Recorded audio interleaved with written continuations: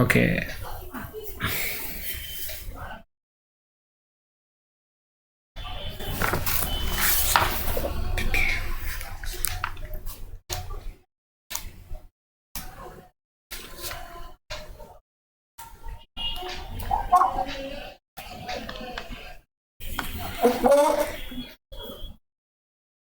हाँ भावना।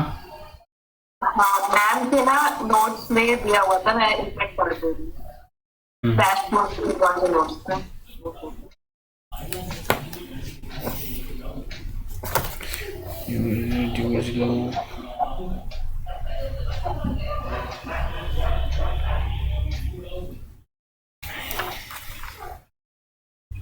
किसी और के पास है तब तक? मेरे पास तो डेफिनेशन दिया हुआ है, थ्री फोल्ड फंक्शन दे रखे हैं कि एनालाइज करना है पॉलिटिकल सिस्टम को, फिर वेरिफाइबल नॉलेज क्रिएट करना है एंड प्रेडिक्ट करना है इंस्टीट्यूशनल बिहेवियर ट्रेंड क्या हो सकते हैं।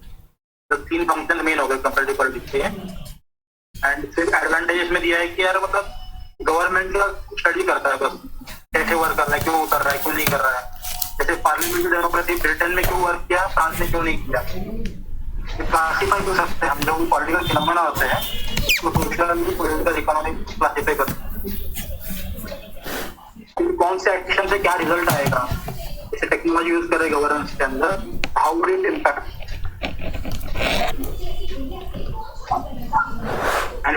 दे रखे हैं।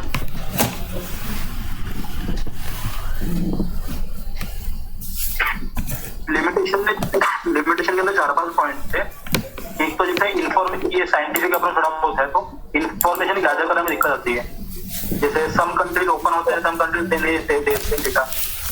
कई जगह पे तो डेफिनेशन ही क्लियर नहीं होता है। कई जगह पे प्रेसिडेंट बोलते हैं, सेम काम कई जगह प्राइम मिनिस्टर करता है या फिर जर्मन में चांसलर करता है जैसे।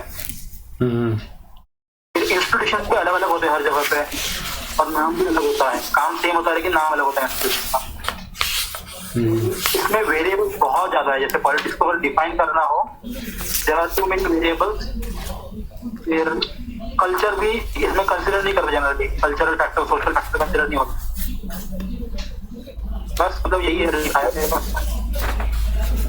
अच्छा, इसमें जो नॉर्मल मीनिंग वो ट्रेडिशनल का प्रतीक है कि non comparative Eurocentric normative descriptive, ये सब तो जनरल वाले ही हैं।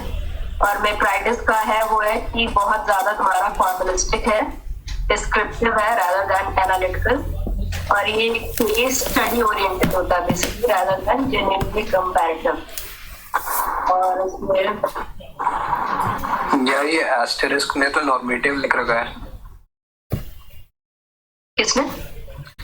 जो शेयर हुआ है आरसी मैक्राइटिस का, वो ट्रेडिशनल के लिए हो सकता है। करेक्ट।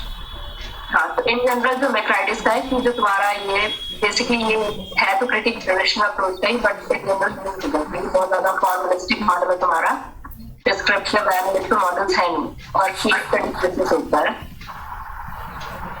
और फिर हैरी एच एक्सटीन ने बोला कि मतलब कंटेम्परेरी जो थ्योरिस्ट है, they need to reconceptualise and develop new paradigm. ये मैं पूरा भेज दे रही हूँ ग्रुप पे। हाँ ये भेज दीजिए। इस क्वेश्चन में गलती ये नहीं करनी कि हमें सिर्फ ट्रेडिशनल का लिखना है। हाँ, इन जनरल। हाँ, मतलब ये हम गलती कर सकते हैं गलती।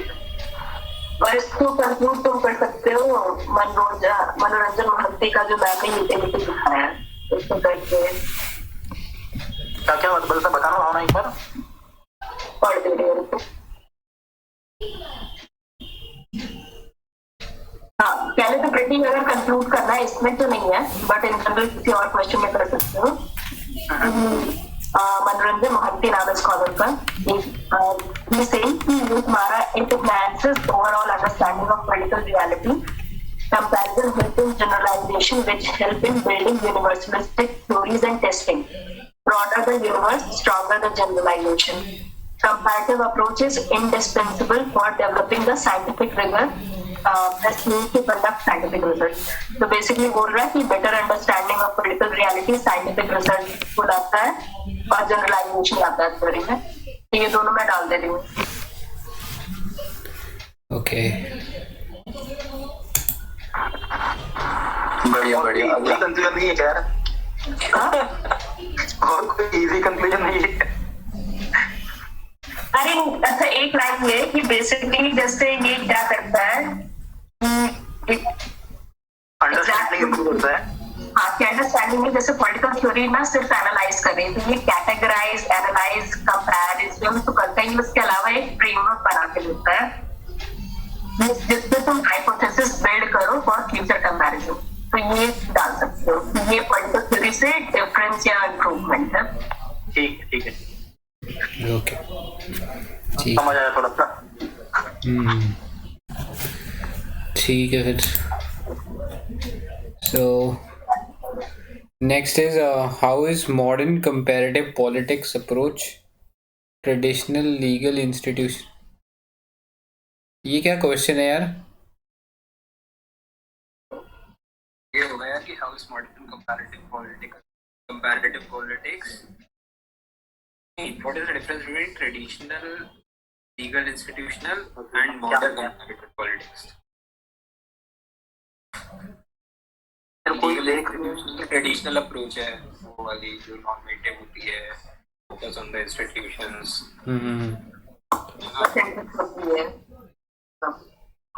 Basically non comparative in nature. Ethnocentric होती है, अरिस्टोटल से। और जो मॉडर्न कंपैरेटिव है that puts in a framework, मतलब it does not an approach. Modern comparative approach में सबसे सिस्टम वाली बता देंगे, सिस्टम वाली, उसके बाद स्ट्रक्चर फंक्शनल, कि उसका एम ये नहीं था कि जो फैक्ट्स ऑलरेडी प्रेजेंट है उसको एनालाइज करे, बट उसका एम ये था कि वो एक सिस्टम क्रिएट करे जिससे वो फ्यूचर भी प्रेडिक्ट कर सके। बाकी फिर फाइनल पॉइंट्स लिख दो उसमें, मतलब एक पॉइंट बाय पॉइंट जो कंपैरिजन होता है, एक नॉर्मेटिव है, एक डिस्क्रिप्टिव है, इस टाइप से।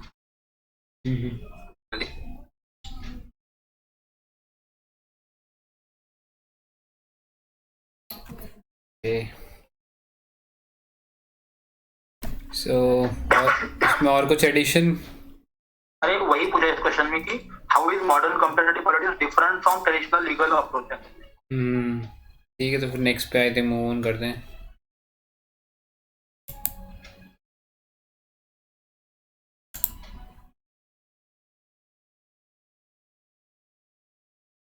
So this was describe the changing nature of comparative politics. ये इसने लिखा है, कौन है? शब, अरे ये तो नहीं है।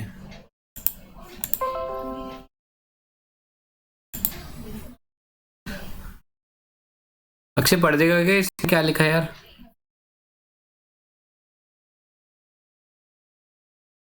हेलो, आवाज आ रहा है क्या? हाँ आ रहा है। हाँ, तो मतलब ये तो यही बोल रहा है कि describe the changing nature question है। ट्रेडिशनल स्टार्टिंग में दिया है, हिस्टोरिकल, लीगलिस्टिक, नॉर्मेटिव अप्रोचेस है।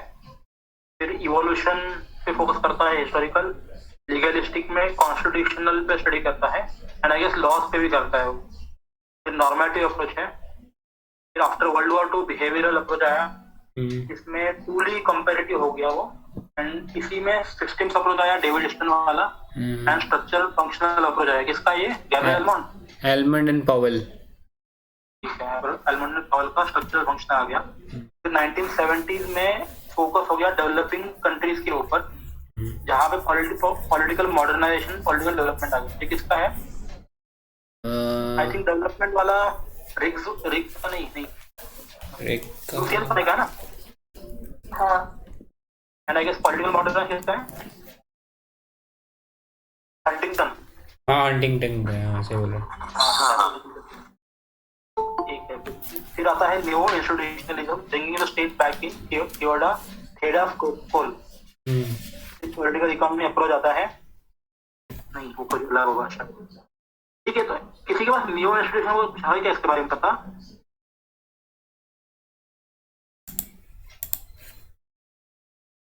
हाँ, न्यू इंस्टीट्यूशन के बारे में किसी को पता है क्या? न्यू इंस्टीट्यूशन, इसमें मैम ने पॉइंट्स लिखा है कि जो तुम्हारी अप्रोच है that focuses on effect of formal and informal rules on the behaviour of individuals and groups. तो जो फोकस है that shifts from organization to rules, formal to informal processes, static to dynamic, analytical rather than descriptive, not a study of institution but how institutions impact social phenomena. Okay. यार डाल देना एक ही ठीक है. तो स्नैप डाल दो. और कुछ है क्या इस क्वेश्चन में चेंजिंग नेचर में? कुछ पॉइंट्स मिस है जैसे एथनोसेंट्रिक और स्टैटिक वाला जरूरी है. पहला जो कंपैरेटिव था स्टैटिक बहुत ज्यादा था, इसीलिए चेंज को बाद में स्ट्रक्चरल फंक्शन इन सब में इनकॉर्पोरेट किया था. अच्छा मतलब व्हाट आर सेइंग कि ट्रेडिशनल जो हमें क्रिटिसाइज करना है थोड़ा ईगो पॉइंट में and then move on to next. ऐसा नहीं, क्रिटिसाइज नहीं, पॉइंट्स में ट्रेडिशनल में एक पॉइंट और आएगा स्टैटिक, वो इनकॉर्पोरेट हुआ था ना बाद में मॉडर्न में. स्टैटिक अप्रोच का नाम है क्या? नहीं, ट्रेडिशनल अप्रोच में एक पॉइंट है स्टैटिक नेचर की. ओके ठीक है. सो आई थिंक इसमें हो गया है सारा पॉइंट. तो और कुछ है तो बता दो किसी को. Shreya, Ayush, Dilpreet.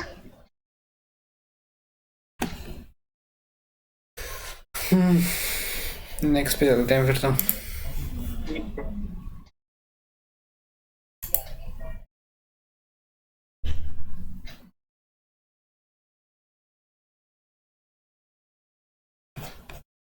okay, so question was explain political economy approach, limitation, relevance. तो ये एस्ट्रिक ने लिखा है.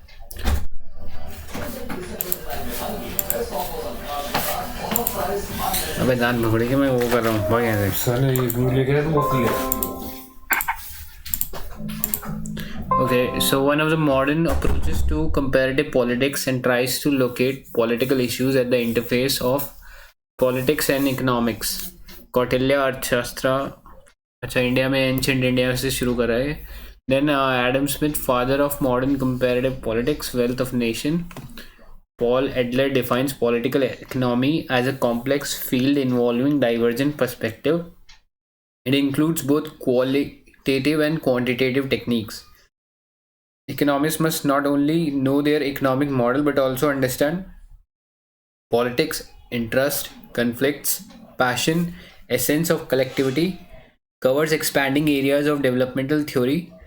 Though not based on a single theory, it embodies a coherent set of ideas with respect to development. It includes analysis of formal and informal institution. Relevance इसका है. The political economy has been applied by various school of thought such as utilitarianism, Marxism, and welfare economics, etc. The political economy approach has been very useful as it provides an analytical view to state policy. It is used in understanding the flaw of developmental model and making prescription for its betterment. Example, Keynesian economics criticized the laissez-faire economics of Adam Smith and prescribed government intervention. It doesn't only have academic significance but also have practical significance, unlike the system or structural functional approach. Okay. There exists a certain disadvantage though, heavily dependent on assumption, focuses too much on output like public policy and decision but ignores important inputs like public opinion and feedback. Economic reductionism. Despite such criticism, the political economy remains one of the most accepted approaches in comparative politics. Later approaches like political modernization evolved out of this approach. ठीक है, I think सारे point cover करे हैं. इसको कुछ add करना है इसके अंदर?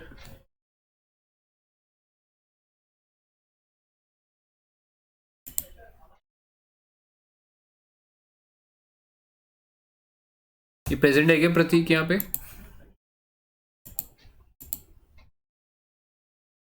नहीं है शायद. पढ़ दूंगे फिर इसका. आई थिंक हाँ, स्टार्ट इसने भी वैसे ही किया है कौटिल्य अर्थशास्त्र से. Then modern times political associated with Adam Smith. Political economy is not just an approach as of today, it has become a hybrid discipline. Ford will give extension info of that quantitative normative school of thought. Salient features: use of quantitative technique, exclusion of normative approach also. Major school included. ठीक है. Okay.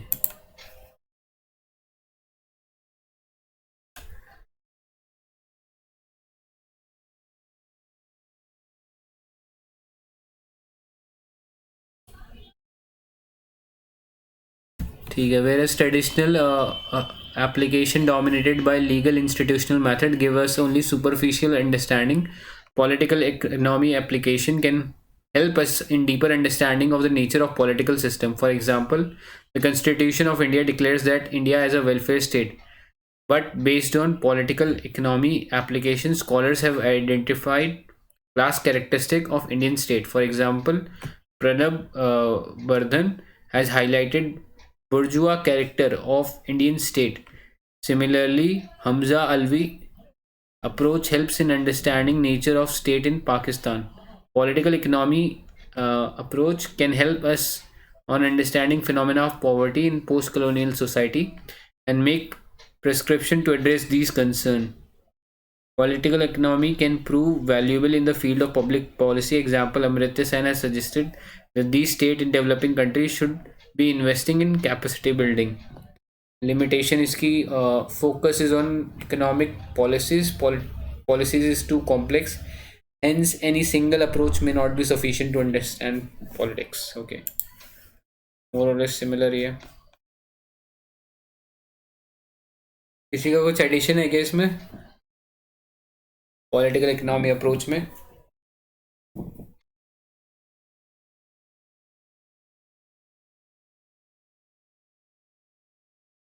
इसमें current affairs है, सब जान सकते हैं क्या? अरे इंडिया का कोई केस स्टडी या फिर कुछ भी ऐसा, मतलब जैसे इसने करा है ना वर्जन का, वैसे मतलब can we quote something? But what current thing? Affairs क्या चीज कोड करेगा? वो सब मार्क्सिस्ट या फिर लिबरल के अंदर ही आ जाएंगे. हाँ, मतलब वही जो सोशल लिबरल्स पकड़ लो, कोई भी जैसे फिर तुम डाल सकते हो. मतलब वही कैसे लिखेंगे? जैसे फॉर एग्जांपल देखो, अभी बैनर्जी ने जो काम किया था बिहेवियरल वाला, I think we can quote that as well ना. मतलब वो भी तो वही कर रहे हैं, इकोनॉमिक्स का यूज करके पॉलिसीज में चेंजेस ला रहे, जो भी है. But how do we write, ये पूछ रहा हूँ, कैसे लिखें? ये लिख देंगे Abhijit Banerjee's new book Poor Economics has given a new light to the political economy approach. Bringing randomized controlled the picture ऐसे करें ना. ठीक है.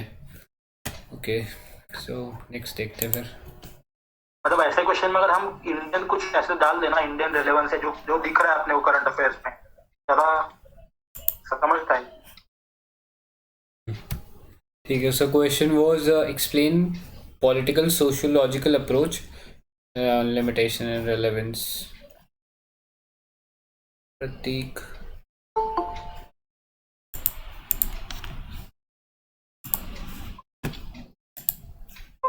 प्रतीक, ये तूने आंसर लिखा है, इसको पढ़ देगा क्या?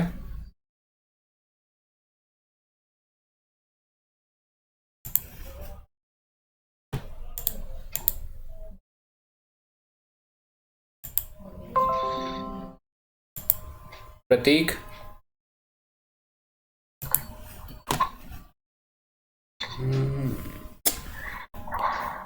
ऊपर वाला पढ़ लो. ओके, सो अक्षय पढ़ दे यार इसको थोड़ा, मेरे से इसमें जूम नहीं होगा. Explain political sociological approach in the field of comparative politics and limitations. फिर इंट्रो में बोला है कि after world war 2 rise of political sociology हो गया and can't understand by just studying constitutions.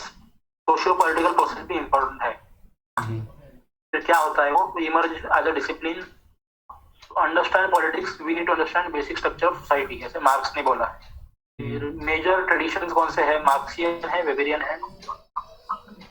political sociology includes understanding social stratification, role of ethnicity, political parties, interest groups, etc. Example: Christopher Jeffrey, Paul Brass in India, caste and religion. Help to understand nature of political processes in developing society. For example, क्या लिखा है वो? Can't understood. अच्छा, Indian democracy cannot be understood without caste and religion. इसमें किसी ने बोला है ना मोज़ैक ऑफ इंडियन पॉलिटिक्स ऐसा, कौन बोलता है वो? SD मुनि था शायद. क्रिस्टोफर जेफरी नॉट बोला. लिमिटेशन दी है इसके कि fear to become the sub discipline of religious क्या लिखा है वो? सब डिसिप्लिन ऑफ सोशियोलॉजी बोल दो. Then politics also shape the society. I think इसमें नेहरू ने कुछ तो बोला है कि it's not that society influence politics, ऐसा उल्टा भी होता है हिंदी में. बोला किस एंड खेड़ा स्कोपो ने खेड़ा क्या बोला है, क्या बोला? क्योंकि जैसे इंडिया एंड अदर जो कंट्रीज न्यू कॉलोनाइज जो आफ्टर कॉलोनाइज हुए बाद, तो उनमें क्या था कि पहले स्टेट बना एंड देन नेशन क्रिएट हुआ. सो इसलिए वो ऐसे बोलते हैं. स्टेट की वजह से नेशन क्रिएट होते हैं एक तरह से. देखिए हमारा इंडिया में पहले इतना ज्यादा कहते नहीं इंडिया है ना, बेसिस पे लोग कहते हैं ना कि modern society gives way to modern state.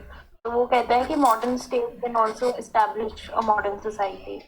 अच्छा, इसी कॉन्टेक्स्ट में शायद उन्होंने ये बोला हुआ कि we should bring democracy to the doorstep of people if they can't come. वो तो अलग हो गया थोड़ा. हाँ मतलब लिखना नहीं इसमें, और फिर हाँ इसमें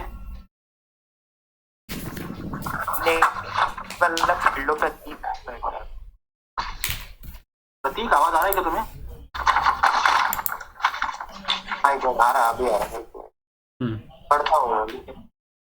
Political sociology is an approach within comparative politics which aims to understand sociological forces behind politics.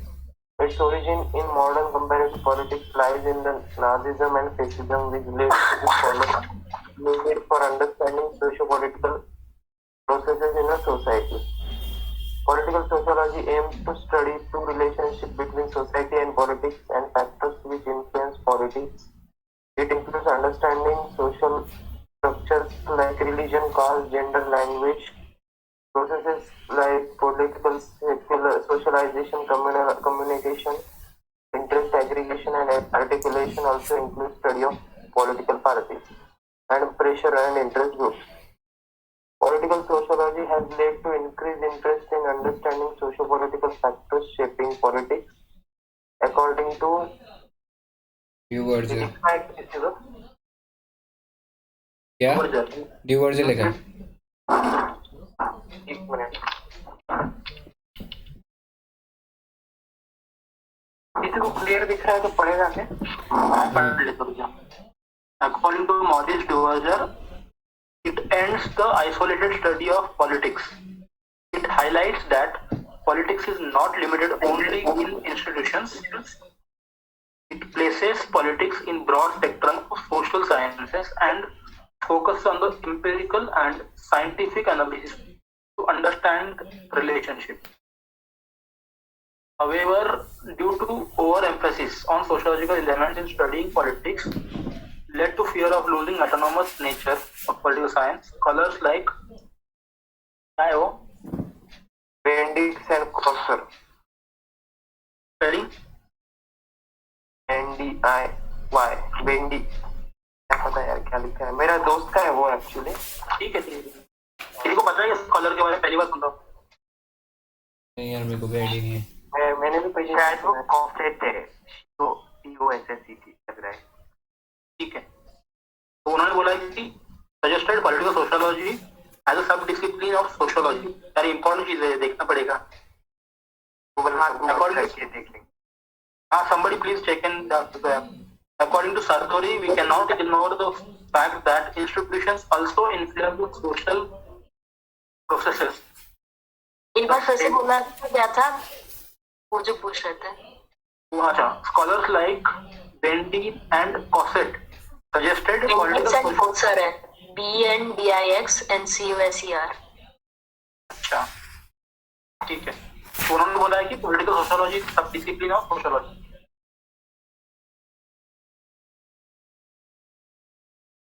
And conclusion में ये जाएंगे, सरतोरी बोलते हैं we cannot ignore that institutions also influence social processes. Thus, Heda Skopkol has proposed re-emphasis the study of state and institutions in the form of new institutionalism. ठीक है. Okay.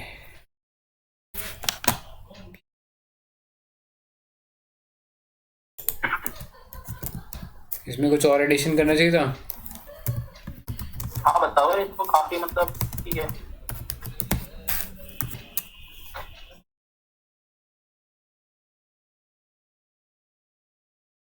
सभी ने शांत शांत क्यों है यार?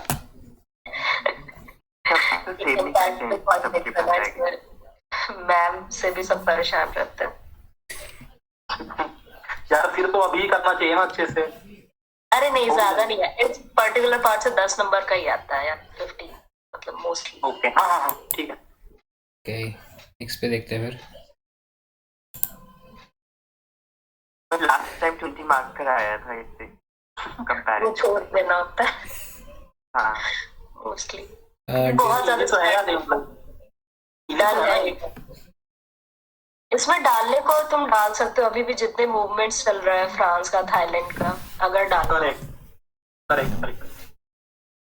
Okay, so this question was discuss David Easton model of system analysis. ठीक है. दिलप्रीत ने करा था इसके ऊपर कुछ.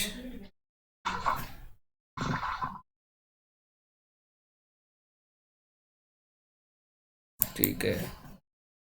So intro, it is a behavioral approach given by David Easton. Purpose of approach: shift the political analysis from the study of constitution to study of politics as a process. Bring study of politics near to natural science. Important for study of politics of developing areas, because the study of constitution will not be sufficient at all. Basic concept of system, environment, boundary, input, output, feedback. ठीक है. और critical evaluation भी लिखा है इसने. No significant achievement, unnecessary terminology, just a conceptual framework, limited analytical relevance at initial stage. Marxist said the model is based on Western countries, shows supremacy of those countries. It is indirect justification of Western liberal democracies. It is no change oriented, that is status quoist. ठीक है. कोई और point add करना था? एक बार diagram बोल देना, क्या लिखा है डायग्राम में यार? तेरा डिमांड और वो इनपुट आउटपुट वाला चीज दिखाया हुआ है. वो तो पता है, बाकी बताना. बाकी कॉर्नर में क्या है? रेगुलेशन दिख रहा है, पार्टिसिपेशन, डिस्ट्रीब्यूशन एंड कम्युनिकेशन. हाँ, ये डिमांड साइड में हो गया. सपोर्ट साइड लेफ्ट में एग्जांपल भी दे रखे कुछ तो उसमें. हाँ ठीक है. और रेगुलेशन में इसने शायद स्मोकिंग रेगुलेशन लिखा हुआ है.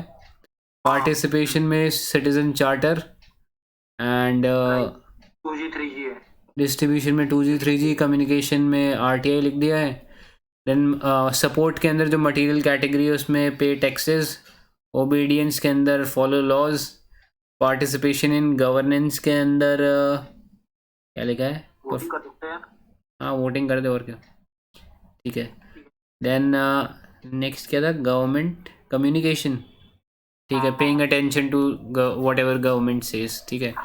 देन डिसीजन की साइड में if only one decision come out, और अगर वन से ज़्यादा डिसीजन होता है तो उसको पॉलिसी कहते हैं. ठीक है. और तो क्या इम्पोर्टेंट फीडबैक, और वो टर्म्स लिखी हुई हैं वो उसको one liner I think explain कर देना कि ठीक है. ठीक है. मतलब पूरा बेसिक ही है. हाँ, इसमें नया क्या डालेंगे बताओ जरा, किसी को पता हो. नया तो क्या यार, यूज ही नहीं हुआ है तो. कुछ है किसी को बस कोई यूनिक पॉइंट किसी को दिमाग में आ रहा है?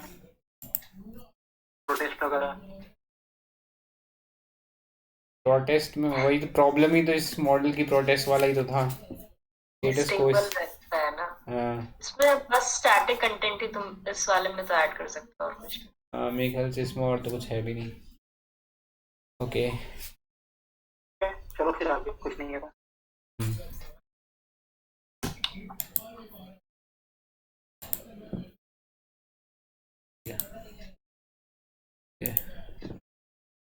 Explain the uses of system approach in international relations and examine the relevance of Kaplan system analysis. So इस पे बताओ यार। यार पहले तो ये बताओ कि यार सिलेबस में है ना, मतलब ये तो कल परसों का टॉपिक है ये। रिलेशन थ्योरी में आएगा इस वाले पार्ट। छोड़ देंगे इसको अभी, या बता कोई बता रहा है? भी छोड़ दो, अगले नहीं जाएगा नेक्स्ट सेट। ठीक ठीक। ओके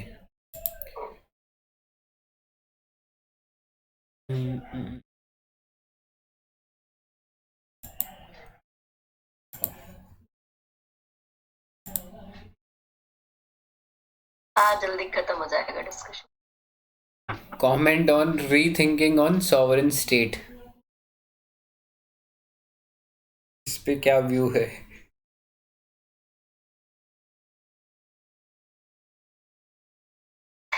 यार किस बात का इसमें ग्लोबलाइजेशन का इम्पैक्ट डिस्कस करना होगा। हाँ, एक किसी ने आंसर अपलोड किया है, उसको देख लेते एक बार।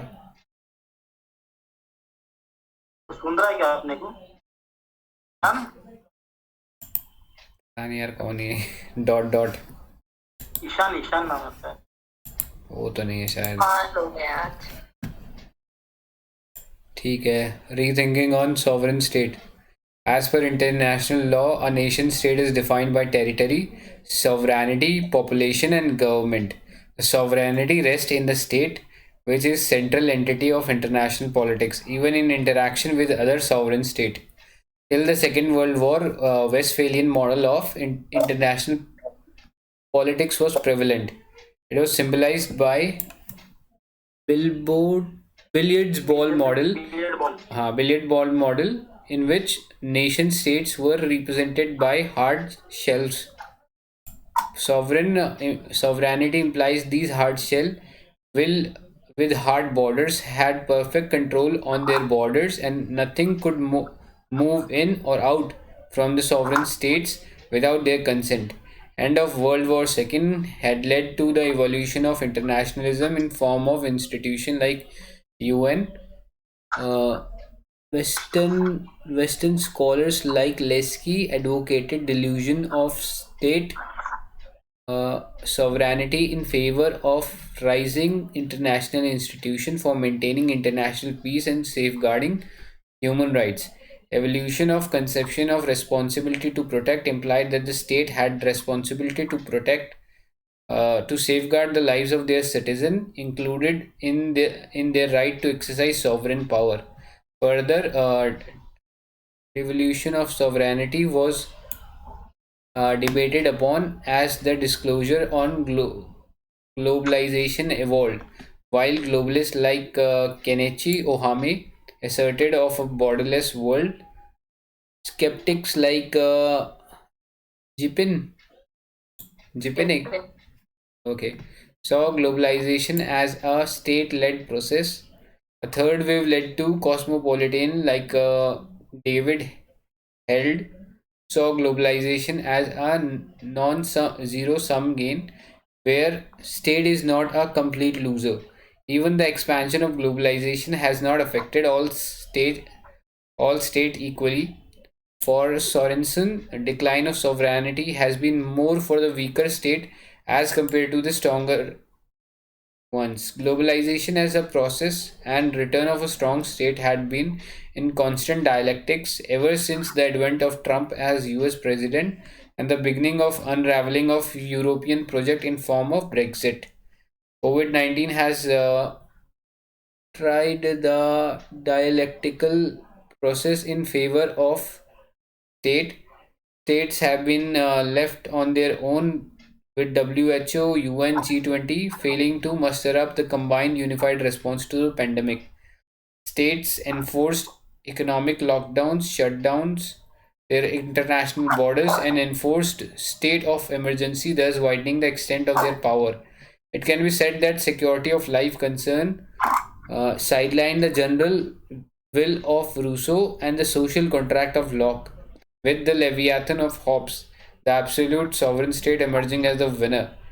The state of affairs, however, will not last forever. The dynamic concept of sovereign state will continue to change its focus as per the condition prevalent in external and internal sphere.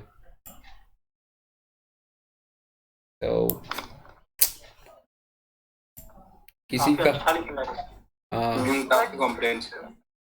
Question के start में जो focus है that is on international relation वाला part, जबकि I guess अगर ये first part में question है तो इसमें सिर्फ कैरेक्टरिस्टिक्स इन जनरल तुम्हें डिस्कस करना होगा कि जो रूल मेकिंग और अथॉरिटी होती है उस पर इम्पैक्ट क्या हो रहा है। तो उसमें इंटरनल एक्सटर्नल दोनों फैक्ट्स आएंगे। मतलब डिमांड ये है, और जो बाद में तो सही था बट स्टार्टिंग का जो डिस्कशन है ना वो इंटरनेशनल रिलेशन के पॉइंट ऑफ व्यू से किसी और को लग रहा है सर? उसने इंटरनेशनल रिलेशन के पॉइंट ऑफ व्यू से दिया है, बट वो हार्ड बॉर्डर बताना चाह रहा है। एक सब्स्टिट्यूट तो हो सकता है, किसी थिंकर ने कहा था nation and state they are not exclusive. वो था cannot take out nation from the state and state from the Westphalian model के वो लिख सकते थे बिलियर्ड्स पॉइंट। हाँ, जैसे स्टार्टिंग में काफी फोकस मतलब दोनों में डिवाइड कर सकते थे जो टॉपिक है कि एडवांस में और डेवलप्ड में। जैसे मेरा अंडरस्टैंडिंग ये था, फिर मार्क्सिस्ट वाला भी एनालिसिस दे सकते थे। एंड ग्लोबलाइजेशन में भी बहुत ग्लोबलाइजेशन है, इंटरनेशनल ऑर्गेनाइजेशंस है, जैसे ह्यूमन राइट्स वाला है, वो सारी स्टेट की पॉलिसीज को इम्पैक्ट करता है। इवन इंटरनल में भी तुम्हारा डिफॉर्म पॉलियार्की है, सोशल ग्रुप्स है, pressure social movements, pressure groups, ये सारे डाइल्यूट कर ही रहे हैं तुम्हारे सॉवरेन नेचर को। तो मेरे ये पॉइंट्स होते हैं।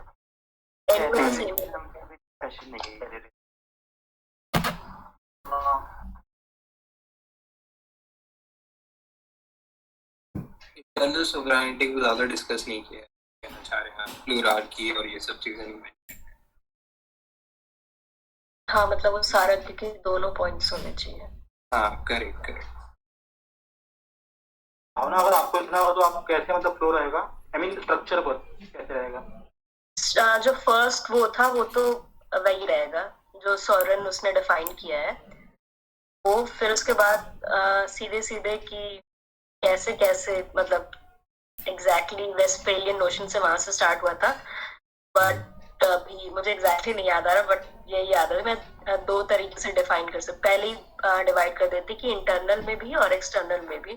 फिर एक्सटर्नल में सारे उठा लेती जितने भी पॉइंट्स ऑफ व्यू है, मार्क्सिस्ट का, लिबरल का और ग्लोबलाइजेशन का।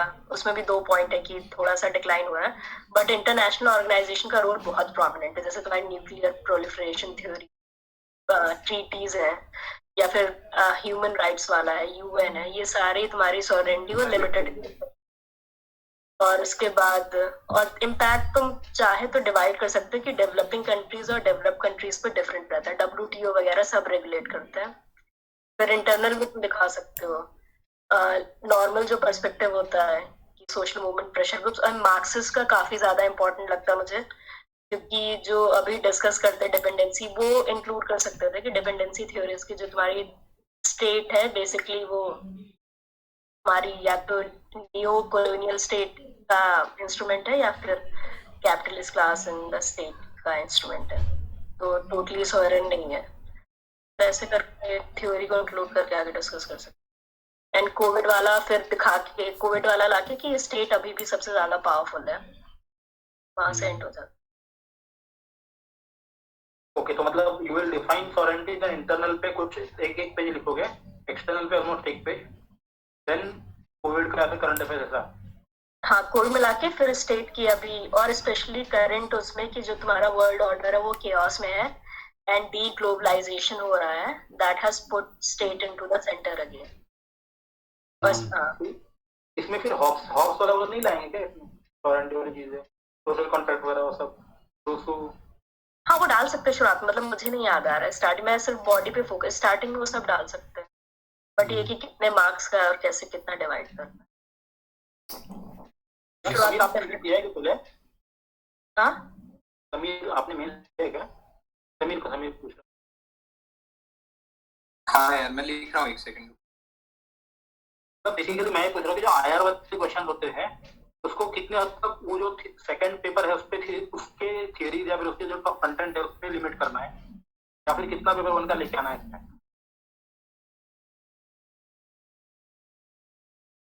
एक सेकंड। भावना तुम भी बोल सकते हो, तुम्हें भी तो अनुभव है यार, जब तक सब फ्लो में लगता है ना, ऐसा कुछ हार्ड बाउंड रूल नहीं होता है, तब तक सब फिट होता है। मतलब अगर तुमने डिफाइन कर दिया है, वो फ्लो में भी आ रहा है, क्वेश्चन की डिमांड भी मीट हो रही है, तो ठीक है, बट ये टाइम इतना होता नहीं है, तो ज्यादा फोकस डिमांड नहीं करना होता है। बट तुम अगर शॉर्ट सेंटेंस में सॉवरेन और उसका सब लास्ट लेवियाथन स्टेट ला सकते हो, होप्स का जो कोविड स्टेट आ रहा है, बेसिकली वो लेवियाथन स्टेट ही है कि just to protect right to life, जो तुम्हारी स्टेट है that is becoming more authoritarian and totalitarian. अच्छा, इसमें इसने ग्लोबलाइजेशन को ज्यादा फोकस नहीं कर दिया क्या? तो इतना करना सही है? इस क्वेश्चन में ना फोकस ही वो शायद से इंटरनेशनल रिलेशन थ्योरी पे लिया है उसने, जो मतलब 4th 5th से स्टार्ट होता है, तो इस वजह से वो ज्यादा है। मतलब सही है क्यों वैसे करना है क्या? या शॉर्ट में एक्सप्लेन कर सकते हो, मतलब सेम पॉइंट्स को छोटे सेंटेंसेस लेकिन उधर डाउट की ग्लोबलाइजेशन का है या फिर पार्ट ए का बोल रहे हो, मतलब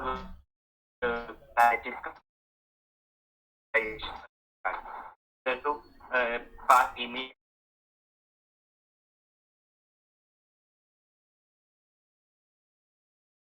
यार वॉइस ब्रेक हो गया, फिर से बोलना एक बार।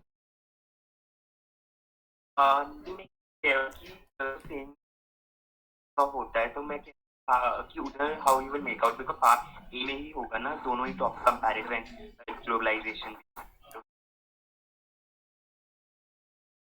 यार अगर पेपर 1 में आ रहा है तो इंटर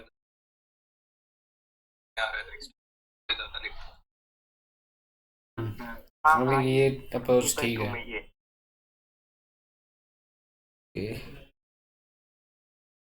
चलो आगे फिर। पॉइंट्स डाल दिए हैं समीर ने, तो देख लेना, ठीक है। तो next was describe the changing nature of state in developing societies। तो इस पे रमीज ने लिखा और प्रतीक ने लिखा है। प्रतीक पढ़ो क्या? हाँ पढ़ दे। इसका इंट्रो गार्नर के स्टेटमेंट से कर सकते हैं। Political science starts and ends with state. ठीक है। Modern state in developing societies emerges in decolonisation process. उसका इमर्जेंस वहां से हुआ ये बता सकते हैं। फिर 21st सेंचुरी में globalisation is the main driver in for the state in developing societies for the changes in the state. And 1990s का रेफरेंस दे सकते हैं, वो स्ट्रक्चरल एडजस्टमेंट प्रोग्राम या वॉशिंगटन कंसेंसस से welfare state model transform into a neoliberal state. So there was a rollback of state, and we can link it with NGOs and MNC due to the vacuum created by rollback. NGOs and MNCs that came to fill that vacuum. ये अपने generalise बता ही सकते हैं। Gunnar Myrdal का Asian drama में soft state बोलता है, एफडब्ल्यू प्रिज्मेटिक सोसाइटी बोलता है, दिलप्रीत अपना functional anarchy and organised chaos है डेवलपिंग सोसाइटी में, और हमजा अलवी का ओवर डेवलप्ड स्टेट। यार रिस्क एक और चीज बोलता है ना कोई, तो डेवलपमेंटल ट्रैप या कुछ तो बोलता है ना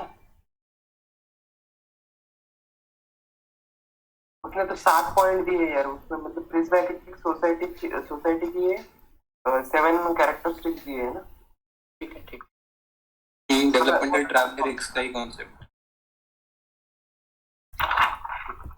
उसके बाद ये बता सकते हैं कि ब्रिक्स और लीस्ट डेवलप कंट्रीज में डिफरेंट डेवलपिंग सोसाइटीज में भी ब्रिक्स स्ट्रेंथन हो गए हैं, लेकिन एलडीसी अभी सफर कर रहे हैं। और कंक्लूजन एंड में लिख सकते हैं कि new challenges like terrorism, new colonialism, under development, climate change, जैसे डेवलपिंग सोसाइटीज। ठीक है, और कोई ऐड कर सकते तो बताओ। यार इसमें कुछ क्रोनोलॉजी नहीं बैठ रही, जैसे अमित शाह कहते हैं। आप क्रोनोलॉजी सब जस्ट पॉइंट लिखे हैं मैंने, मतलब तो मतलब आंसर लिखा नहीं है ऐसे। हाँ, मतलब वही फ्लो जो है। यार दूसरा खोलना है इसमें, एक second.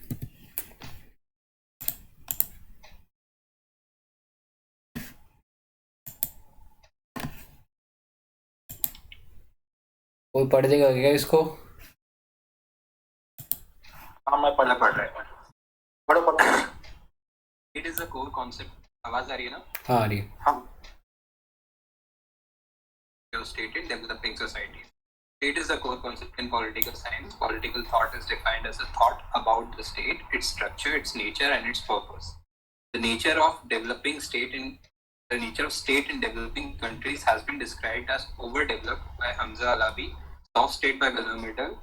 There is a mismatch between the development of state and the development of society, which affects inclusive growth. यहाँ पे रिक्स का developmental trap लिख सकते हैं.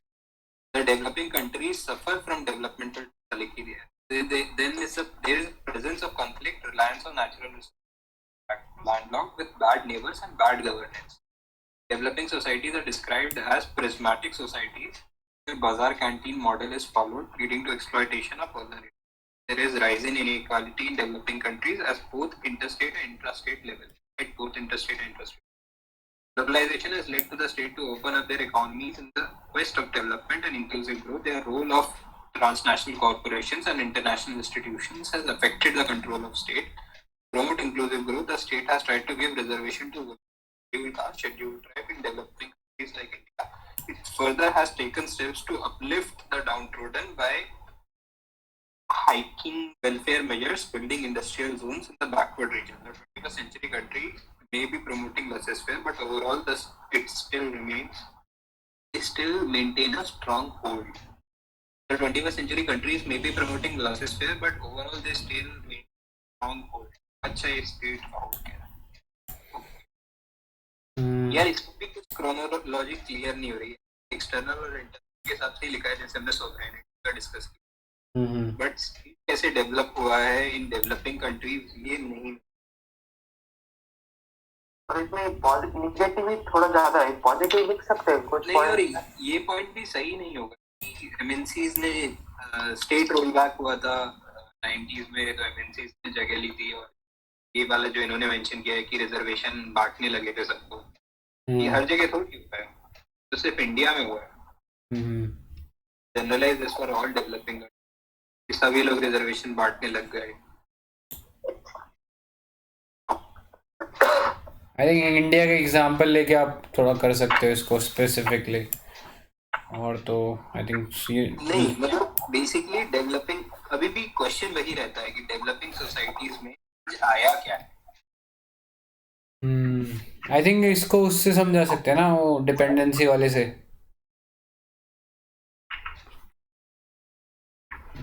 हाँ, वो ज्यादा सही रहेगा मुझे लगता है. मार्क्सिस्ट इंटरप्रिटेशन हम ऐसे बिगिन कर सकते हैं ना कि इतने सारी चीजें. हम इसको ऐसे बिगिन कर देंगे ना, most of those developing countries जो हैं वो फॉर्मर कॉलोनीज थी, एंड देन वो डिपेंडेंसी वाला बता देंगे. और उसके बाद कैसे इसको आगे फॉरवर्ड करना चाहिए डिपेंडेंसी के बाद.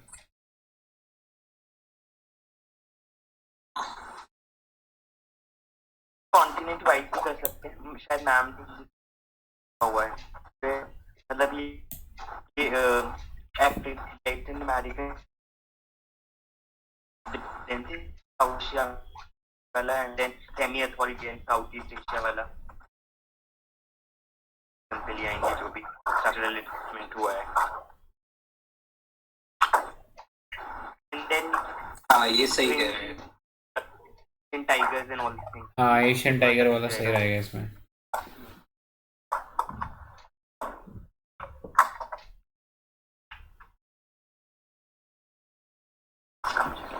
ओके, ठीक है। और किसी के पास कोई आइडिया इसमें?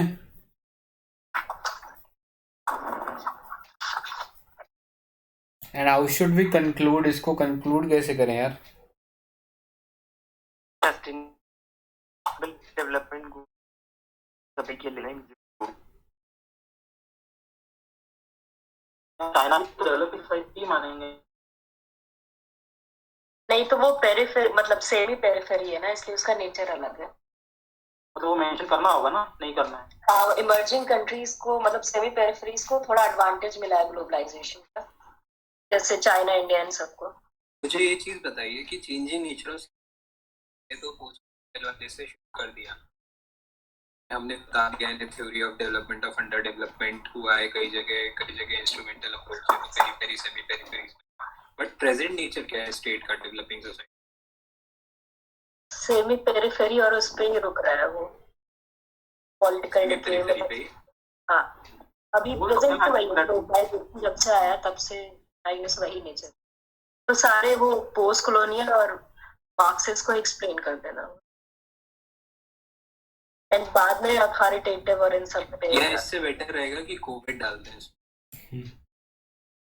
हाँ, कंक्लूजन के पहले डाल सकते हैं अगर, क्योंकि स्टेट जो है अब ज्यादा अथॉरिटेरियन हो गया था इस साल।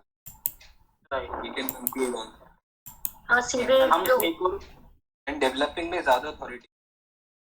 राइटिस्ट ट्रेंड जो ग्लोबल ट्रेंड से रिलेट करके राइटिस्ट ट्रेंड राइज हो रहा है अथॉरिटेरियन। और एक और चीज राइज ऑफ प्रोटेस्ट बोल सकते हैं, मतलब काफी ज्यादा जैसे थाईलैंड में हो रहा है और कहाँ हो रहा है यार? थाईलैंड में कौन से प्रोटेस्ट हो रहे हैं? हांगकांग में तो हो रहे हैं। थाईलैंड में वो भी हो रहा है किंग के लिए हो रहा है, किंग का बहुत ज्यादा कंट्रोल है वहां पे, इसलिए हो रहा है। वहाँ किंग है ना? हाँ, मतलब कॉन्स्टिट्यूशनल मोनार्की है, बट जो किंग का जो इन्फ्लुएंस है ना वो बहुत ज्यादा है पॉलिटिक्स पे। अच्छा, वो वाले तो पूरा गेम ऑफ हंगर्स और हैरी पॉटर को यूज करके कर रहे हैं। बड़ा हो गया है क्या वहाँ? नहीं मतलब वो उनके सिंबल्स हैं, डेथ ईटर्स और ये सब। यार इसमें चाइना का क्या लिखेंगे? मतलब चाइनीज स्टेट के बारे में कुछ तो मेंशन तो करना पड़ेगा ना, दैट इज आल्सो डेवलपिंग। तो पेरिफेरीज पे ही लिखोगे ना, मतलब जब वो वाला मार्क्सिस्ट डिस्कस कर रहे हो तो core peripheries and semi peripheries, और ये जो हमारी सेमी पेरिफेरीज है वो क्या कर रही है, जो प्रेजेंट ग्लोबलाइजेशन ऑर्डर है उसको लेजिटिमेसी देने में इन्हीं सब का हाथ है कि लेजिटिमाइटेड, क्योंकि ये प्रोग्रेस कर रही हैं। तो दे गिव एन इल्यूजन कि globalisation brings prosperity to all states, जबकि ऐसा नहीं है। और लास्ट में वही जो अभी प्रेजेंट ट्रेंड्स हैं, जो तुम्हारा लिबरल पॉलिटिकल ऑर्डर है that is declining, rightist and authoritarian trends are rising, और ये लेजिटिमेसी क्राइसिस भी डाल सकते हैं क्योंकि हर जगह प्रोटेस्ट हो रहे हैं। Semi peripheries themselves exploiting the peripheries वाला चाइना आ जाएगा, बिकॉज अफ्रीका में बहुत एक्सप्लॉइटेटिव डेवलपमेंट है उसका। हाँ, डेट डिप्लोमेसी करके डाल सकते हैं, तो वो लेफ्ट इन डाल देना चाहिए सेमी पेरिफेरी की चाहिए। ठीक है,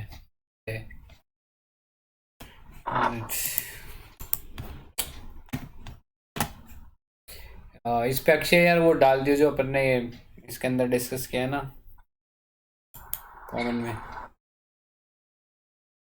सो नेक्स्ट डाल दो भाई, बता दो, मैं टाइप कर लेता फटाफट पे। वही डिपेंडेंसी वाला बात करा ना अपन ने, क्योंकि वो किसी ने मेंशन नहीं किया था शायद। हाँ, और पेरिफेरीज और उनका रोल।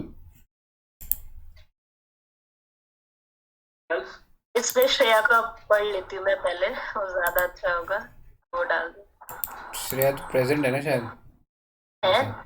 नहीं अब नहीं है अच्छा, शायद। मेरे हाँ, श्रेया का पढ़ दो। वो पूरा कॉम्प्रिहेंसिव नोट्स जैसा ही अच्छा हो। ये फर्स्ट पेज है? एक सेकेंड, आई थिंक यही फर्स्ट पेज है। बस डाला ही नहीं है।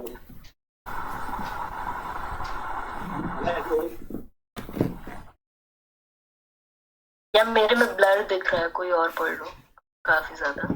एक सेकेंड, अक्षय तेरे को दिख रहा है क्या? हाँ ठीक है, एक मिनट। ठीक है, तो कोविड-19 pandemic that shook entire world led to series of crises in the form of health crisis.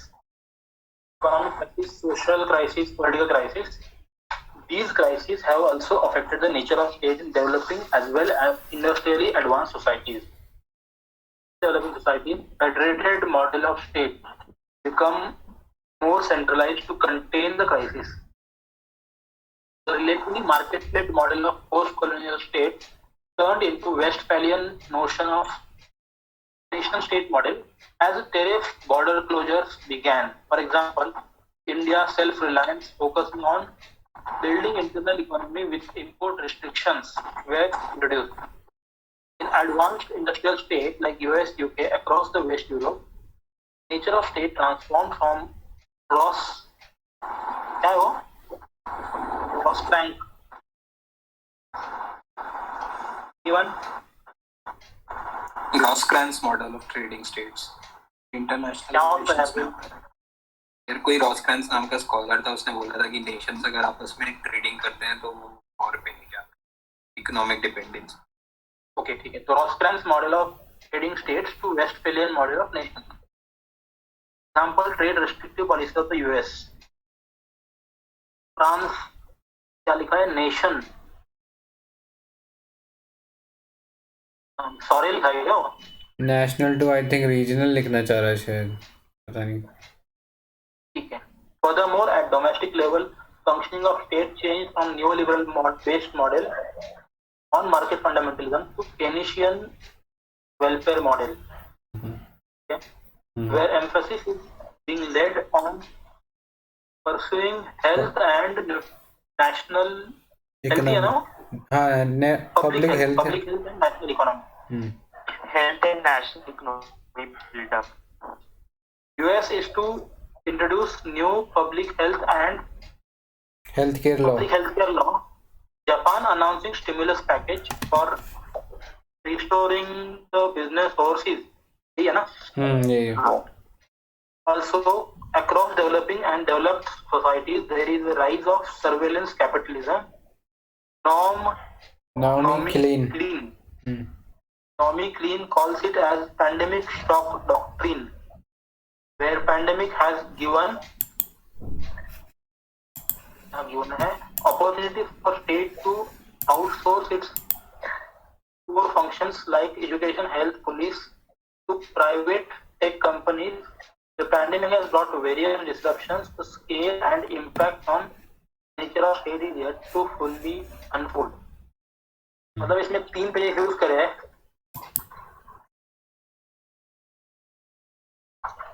ना आपका भी बताओ एक बारी.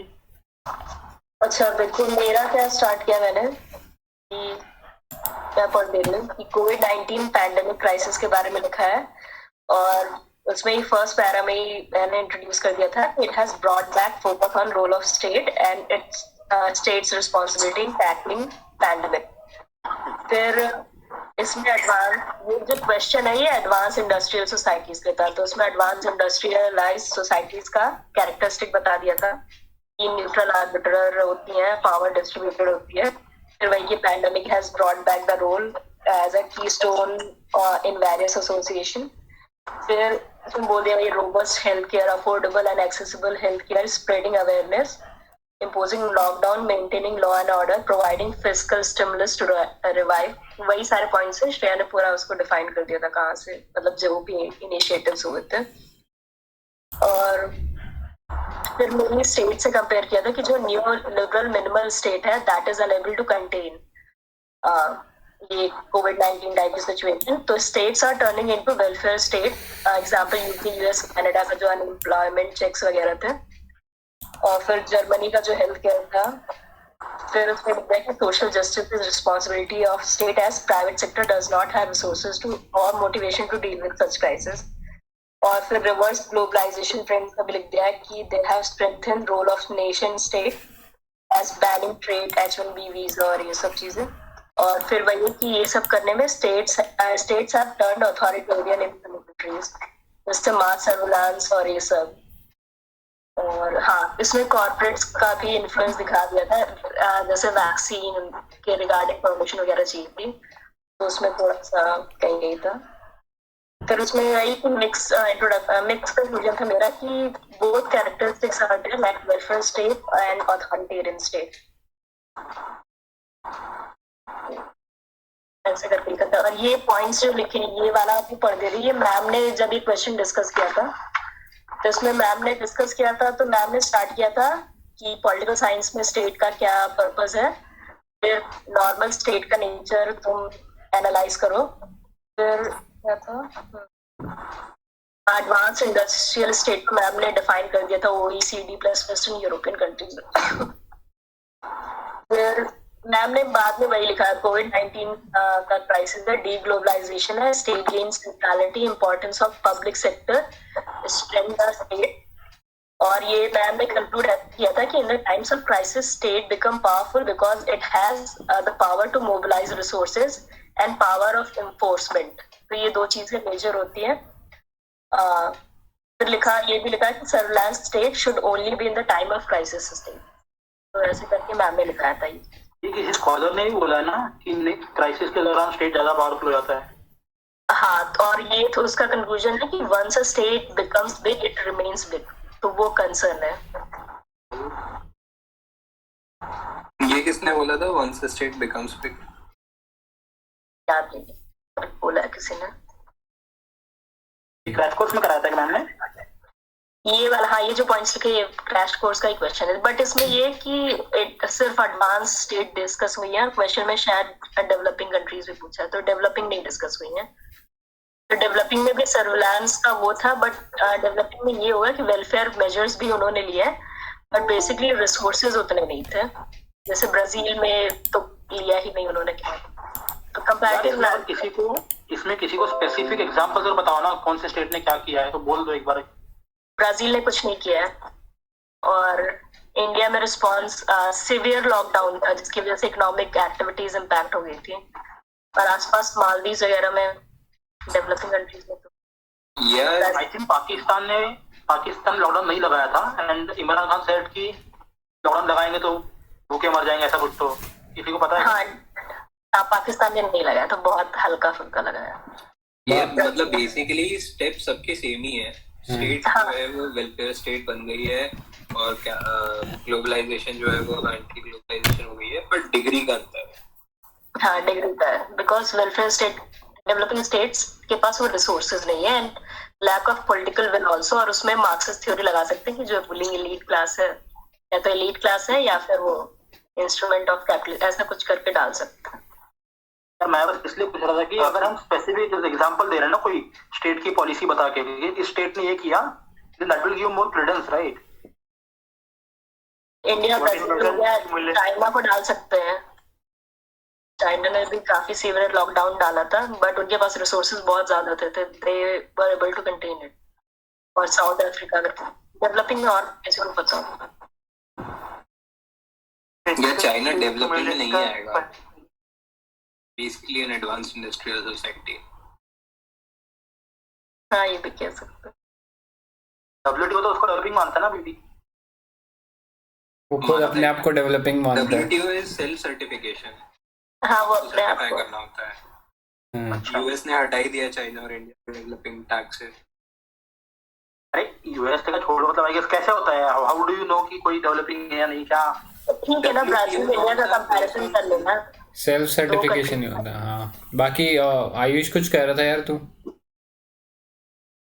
मैं फिजिकल स्टिमुलस का परसेंटेज कह रहा हूँ, compare like Japan 21%, Brazil 10%, China 7% and India 2%। India का कितना है? स्टिमुलस पैकेज की बात कर रहा है? ऐसे डायरेक्ट कंपैरिजन नहीं कर सकते। स्टिमुलस मिला है वो किस टाइप का मिला है, ये भी अंतर है ना सब में। यूएसए ने तो सीधे सीधे स्टिमुलस चेक्स काट दिए थे, बेसिकली हेलीकॉप्टर बनी। और इंडिया ने क्या किया था, इंडिया ने बैंक की रेट सब्सिडाइज करे, जो उसको कहते हैं लोन्स वगैरह लेने को सब्सिडाइज करना, प्री फाइनेंसिंग। तो that is totally different from printing new money. But as such stimulus package तो दिया है ना सब कंट्रीज ने कुछ ना कुछ। यार मैं अगर आपको बोलूं कि आप लोन, वो तो स्टिमुलस में काउंट नहीं होता, दे रहा हूँ एक म्युनिसिपल एनएसएस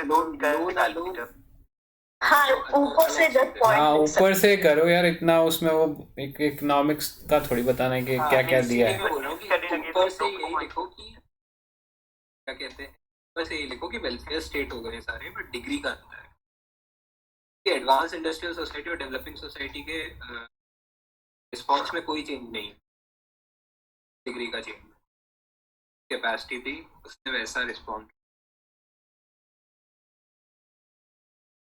इसको कंक्लूड कैसे करेंगे? जैसे बोला कि हैज स्ट्रेंथेंड द, मैम ने तो वही लिखाया है कि सर्विलांस स्टेट में कर दिया, but it should remain only in crisis state. इसके अलावा कुछ और है? मैं तो ये डिग्री वाला लिखूंगा।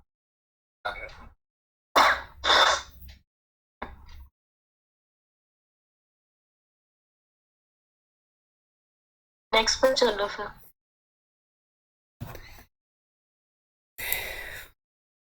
So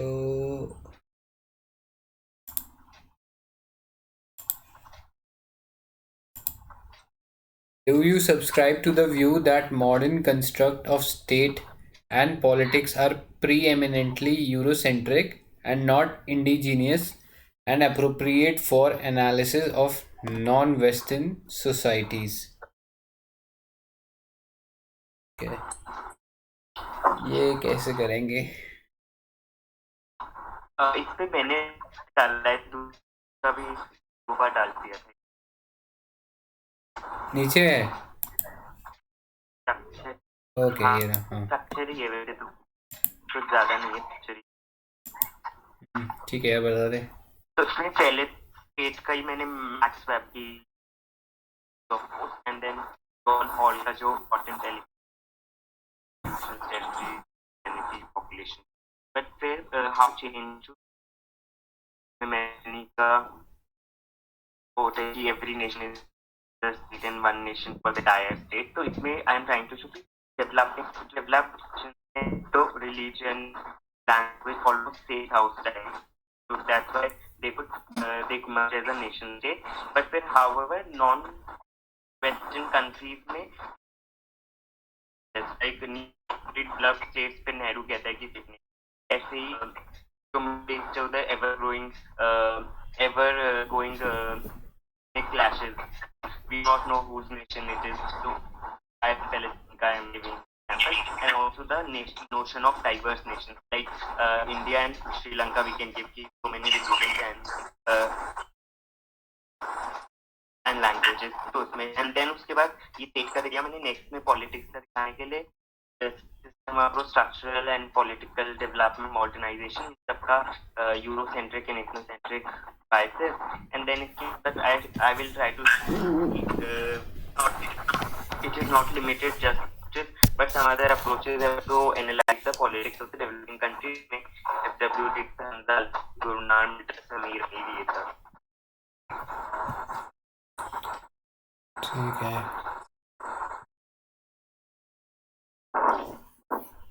और लोगों के क्या व्यूज है इसके ऊपर?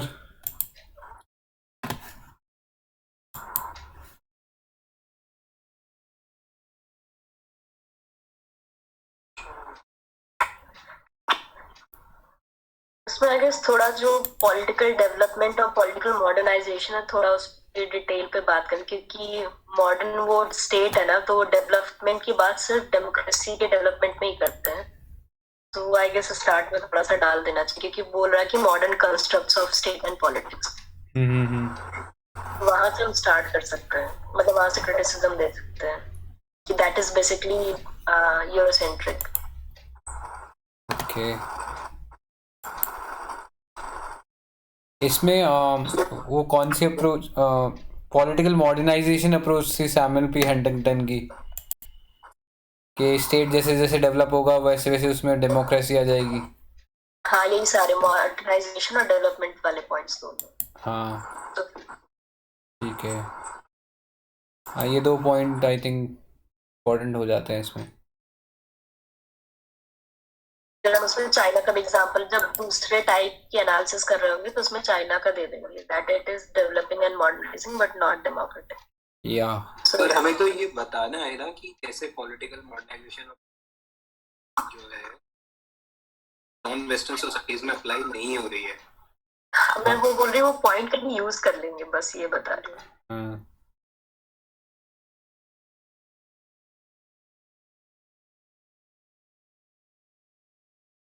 बाकी आई थिंक ये हमजा अलवी और इन सब का है ही उसके अंदर व्यू, FW रिग्स का। हाँ होमी बाबा का भी कुछ था ना, होमी बाबा का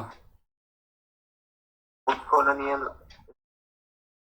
क्या था यार? या कोई कॉलोनियल में शायद उसका। इंटरपेलेशन का था उसका, का जो कॉन्सेप्ट उसने लिया था शायद से रिलेटेड था, डेट से रिलेटेड नहीं था वो, एल्थियस। एंड बेसिकली इसका ये ना कि भाई जो होमोजेनाइजेशन वाला कॉन्सेप्ट है, तो they focus on mainly on institutional, legal and traditional approach. वो कॉन्टेक्स्ट पे फोकस नहीं करते हैं हमेशा। जो कॉन्टेक्स्ट एंड टेक्स्ट वाला कुछ मैम ने लिखा है ना कंपैरेटिव पॉलिटिक्स के स्टार्ट में, ये उनको सूटेबल नहीं है। तो जो सोशियो इकोनॉमिक फैक्टर्स हैं इन सब पे नहीं फोकस था उनका। ठीक है। तो जैसे जो नई अप्रोचेस हैं political sociology, economy, they will be better suited, तो ऐसा कुछ डाल सकते हैं। बट वो टेक्स्ट एंड कॉन्टेक्स्ट वाली लाइन अच्छी रहेगी। ठीक है। ओके सो नेक्स्ट देखते हैं फिर।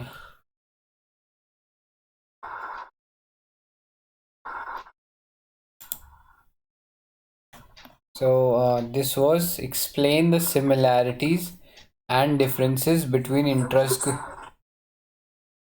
group, pressure groups and political parties. इस पे रमीज ने लिखा है, एक बार उसका देख लेते हैं। चलने में टाइम लग रहा है इसको। प्रतीक तू अपना वाला पढ़ देगा क्या? हाँ, ये नाम का एक राष्ट्र sir. Okay. Interest groups and political parties perform the vital input functions. As interest groups perform interest articulation, political parties perform interest aggregation. Okay. Both perform input functions, yet there are fundamental differences. Pressure or interest groups are called as invisible empires. The reason being they don't participate in the formation of government or holding formal offices, whereas the main objective of political parties has been capture the position of power. Since political parties look for governmental post, they perform many additional functions also, like creating awareness, shaping public opinion, political communication, political recruitment, political socialization. Pressure groups are primarily concerned with promotion of interest of their members only.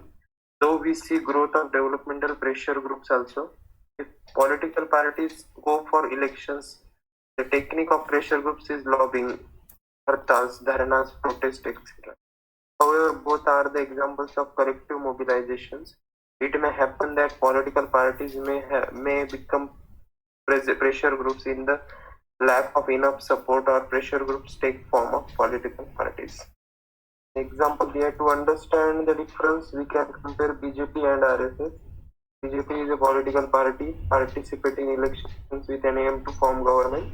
On the other hand, RSS is a pressure group. It's supposed to be an strongest pressure group in India, having huge influence on public policy, not only in domestic sphere but also in foreign policy. It is to be noted that the role of pressure group in India and is not as effective as their counterparts in USA. Example सही रहेगा क्या लिखना? अच्छा है यार ये। अच्छा है। एक मेरे को इसमें प्रॉब्लम लगा, तूने यहाँ लिखा both perform input function yet there are fundamental difference है। आई थिंक ये दोनों मतलब चीज सेम ही है, बस सिर्फ नाम डिफरेंट है ना?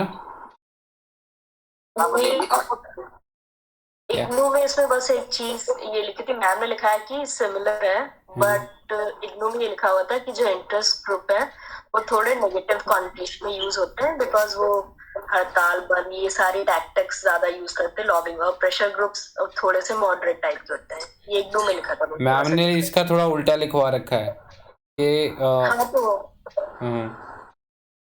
कुछ भी मतलब इग्नू में ये लिखा हुआ था, बस और ज्यादा डिफरेंस नहीं था। जैसे आरएसएस हो गया तो that will be interest group, और प्रेशर ग्रुप मान लो जितने सिविल लिबर्टीज वाले ग्रुप्स हैं।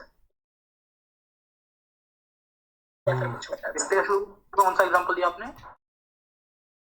किस यार पे? मैं पढ़ के एक मिनट में देख के मैं डाल दूंगी, बट उसमें थोड़ा डिग्री ऑफ डिफरेंस इग्नू के नोट्स में था कि एक नेगेटिव कॉनोटेशन देता है, एक थोड़ा सा नॉर्मल है। मैं डाल दूंगी। नहीं, मैं क्यों पूछ रहा हूँ पता है? क्वेश्चन, ओरिजिनल क्वेश्चन जो है ना, ये सिर्फ ये है कि difference interest group and pressure group क्या हो। तो पॉलिटिकल पार्टी मैंने डाल दिया, तो मतलब to enlarge the scope of the question, but question itself is कि डिफरेंस क्या है इंटरेस्ट ग्रुप में प्रेशर ग्रुप में, and are pressure groups in India in position to fully protect और promote the interest of its members. अच्छा, मैं मेरे किसी नोट्स में है, मैं देख के डाल दूंगी, बट उसमें सिर्फ इतना डिफरेंस था कि नेगेटिव कॉनोटेशन है थोड़ा सा। मैम प्रेशर में डिफाइन करती है ना। क्या क्या? मैम बोलो। इंटरेस्ट ग्रुप और प्रेशर ग्रुप में 15 मार्क्स पे पूछ लिया क्या? हाँ भाई, 10 मार्क के लिए। तो मैंने अभी डाला इंटरेस्ट ग्रुप का एग्जांपल और प्रेशर एग्जांपल आप मतलब मैम ने जो लिखा रखा है ना, मैम ने ये लिखा है कि ट्रेडिशनली उन्हें प्रेशर ग्रुप कहा जाता था, बट जैसे ये बिहेवियरलिस्ट अप्रोच आई ना, तो उनका ये मकसद था कि ये जो प्रेशर ग्रुप होता है ये टेक्निक को दिखाता है कि वो what technique they are using to further their influence. तो बिहेवियरलिस्ट ने फिर ये वर्ड यूज़ किया इंटरेस्ट ग्रुप को, तो ये ऐसा as in value neutral word की तरह वो चीज़ थी। मतलब मैम ने नोट्स में ऐसे लिख रखा है इसे। क्या इसका फंडामेंटल इंटरेस्ट ग्रुप को मेन होता है कि type of interest, but they like focused on the interest, उनको अपना इंटरेस्ट के बीच भागना है, एंड जो based on the techniques. Like all pressure groups are interest groups, but all interest are not pressure. Yeah. ये डिफरेंस है pressure groups का, ये कि दे यूज टैक्टिक्स, मतलब प्रेशर लाइक लॉबिंग वगैरह जो हो गई। हाँ, वही डिफरेंस है, बट अभी वही मैम वाला का एग्जांपल।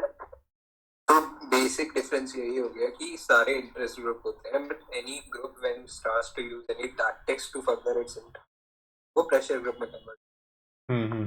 या वन मोर डिफरेंस होगा, वो मेंबर्स के इंटरेस्ट के होता है, एंड जो इंटरेस्ट ग्रुप होगा वो जनरल किसी इंटरेस्ट के लिए वर्क कर सकता है। यार इसमें तो फिर वो वाला मॉडल वाला नहीं आइडिया आ जाएगा यार, जब मेंबर्स को इंटरेस्ट क्यों नहीं, फॉर एग्जांपल नहीं काइंड तो अगर वो पैसे मेंबर को डायरेक्ट फायर नहीं है ना, दैट्स वन एग्जांपल। इसमें एनवाईएस का अच्छा है, आई विल पोस्ट अभी okay.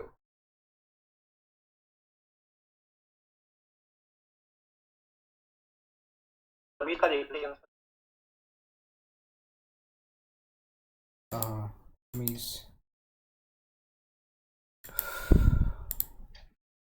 So political parties political party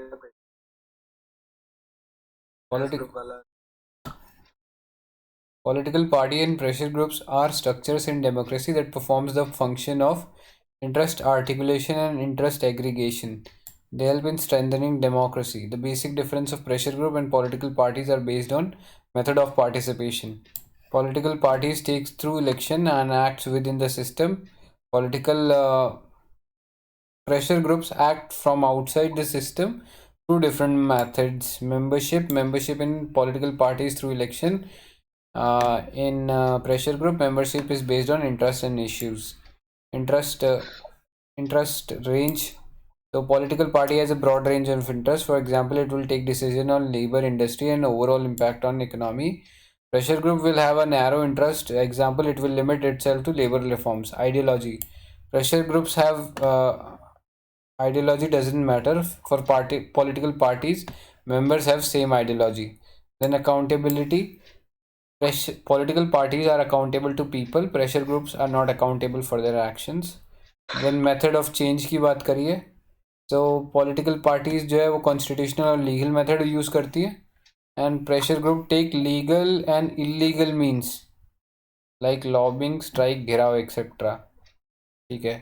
life time Political parties are active as long as they are in power. Pressure group may disperse if their interests are achieved. Example: road accident decrease, protest by pressure group. Voice of people. Political party are voice of majority and pressure groups are voice of minority. तो LGBT का example दिया है. Then functioning का political party may be top down or bottom up. Pressure groups are bottom up approach. Then pressure groups have been criticized by Hobbes as worms in body politics, as they don't take part in formal political process. Compare role of pressure groups in developed and developing societies.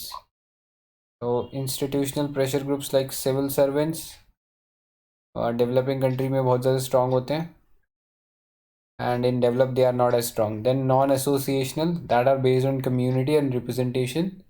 Then anomic pressure groups is present more in developing country as democracy is not well institutionalized. In developed countries, pressure group target lobbying the legislature. In developing countries, pressure group tries lobbying cabinet and civil services. Nevertheless, pressure groups are important in both developing and developed countries as they strengthen democracy. ठीक है, इसने केवल pressure groups और political parties पे किया है, interest group को ऐसा सच नहीं किया.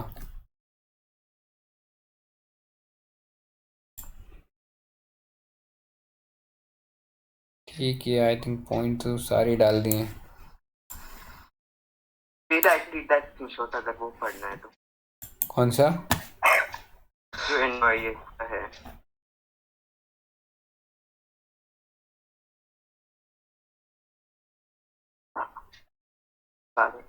Generally, interest groups and pressure groups are considered synonyms, but they are actually not. Interest groups are organized groups of people which seek to promote their specific interests.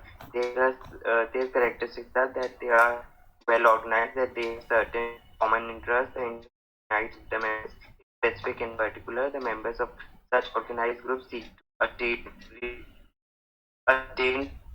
protect, and promote their interests for which they are united. A pressure group, on the other hand, is an interest group which exerts pressure on the government or decision makers for fulfillment of their interests. It's important to make a distinction between an interest group and a pressure group. Interest without when exerting pressure on the government or the decision makers. The group does not exert pressure to influence or pressurize the authority in order to achieve the desired objectives is not called a pressure group. An interest group that exerts pressure on government to achieve that goals is called a pressure group. All pressure groups have वो same line. फिर ये कुछ difference का chart भी दिया है इन्होंने. Example क्या विल फॉर एग्जांपल वाला. क्या इसको कमेंट इसमें ग्रुप में डाल देना ना. क्वेश्चन में डाल देना. वो क्वेश्चन में डाल देना. हाँ, अच्छा है वैसे ही डालते पूरा. ठीक है, नेक्स्ट पे चलें.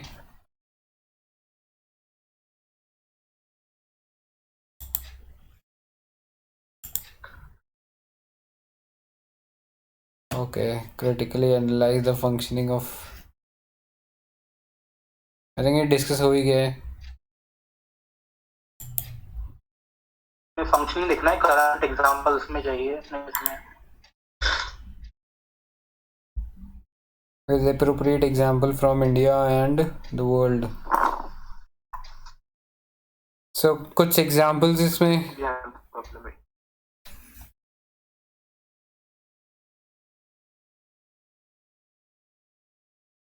Hello.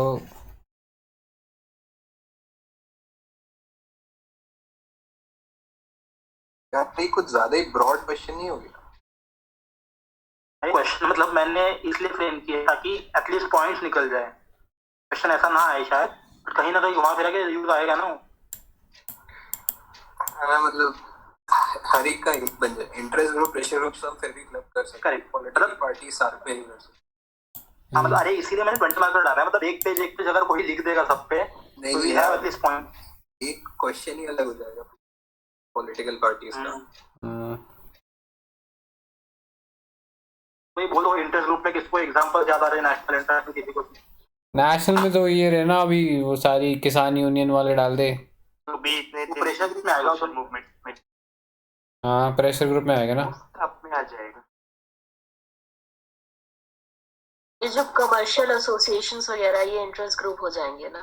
हाँ ये भी हो मतलब जाएगा। एसोसिएशन वगैरह ये ज्यादा सीआईए वगैरह ना, सीआईए वगैरह ये सारे इंटरेस्ट ग्रुप्स हो जाएंगे। राइट। हाँ और बताओ, अच्छा है ये। यूएस में उसका लिख दो एनआरए का, नेशनल राइफल एसोसिएशन, हाँ कि डिस्पाइट इतना गन वायलेंस हो रहा है गन को बंद नहीं करने दे रहा वो ऑर्गेनाइजेशन, लॉबिंग कर करके। ये भी कह सकते हैं कि डेवलप्ड कंट्रीज की जो फार्मा लॉबीज हैं, how they lobby at WHO get their drugs listed their lists and all. Even अभी कोविड-19 का एग्जांपल दे सकते हैं ना कि जैसे तुम्हारी वैक्सीन मैन्युफैक्चरिंग फार्मास्यूटिकल्स में तो अपने इंटरेस्ट प्रोटेक्ट किए हैं तो IPR सब लगा के हर जगह। ठीक है। आईएएस एसोसिएशन का इंटरेस्ट ग्रुप बनेगा ना। हाँ वो भी इंटरेस्ट ग्रुप है।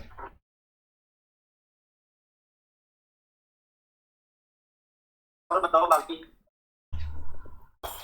कोई स्पेसिफिक एग्जांपल यार जहाँ पे सक्सेसफुल हुआ हो या फेल हुआ हो, ऐसा कुछ तो कोई स्पेसिफिक इंसिडेंट। वो कल लिया था ना कौन सा ये These things are shrouded in secrecy only. नहीं रेसिप में से इंडिया को बाहर निकाला था ना कल किसी ने एग्जांपल दिया था। NCPA हाँ वो मजदूर संघ जो है। हाँ बीच- MCA से तो वो एक सक्सेसफुल एग्जांपल हो सकता है। और वो क्या नाम बोलते हैं ये स्टेरलाइट का वो था ना, कॉपर स्मेल्टिंग पावर इंडस्ट्री थी। वेदांता वाला। हाँ वेदांता वाला, उसको ग्रीन पीस ने ही शायद मेकल से बंद कराया था। फिर तो प्रोटेस्ट हुए थे काफी सारे। हाँ मतलब वही इंटरेस्ट ग्रुप था, उसने उस चीज को लोगों में पहुंचाया एंड देन। ये तो प्रेशर ग्रुप हो गया, इतना प्रेशर डालता। हाँ मतलब प्रेशर। आई थिंक मैंने इग्नू में ये पढ़ा था, इंटरेस्ट ग्रुप और प्रेशर ग्रुप एक ही होते हैं, बस डिग्री अलग, लेकिन ज्यादा कुछ मतलब फर्क लिखना ही नहीं, ताकि दोनों को सेम डिक्लेयर करके सिर्फ टेक्स्ट ग्रुप के एग्जांपल दिए जाओ ताकि कॉम्प्लिकेट ना हो। हम लिख सकते हैं बाकी क्वेश्चन में। तो 2015 में स्पेसिफिकली पूछा है ना, तो उन्होंने अंतर क्या है। पर वो तो स्केल का फर्क है। पर वो 10 मार्कर था ना, उतना तो लिख ही देंगे। ठीक है फिर नेक्स्ट पे चलते हैं।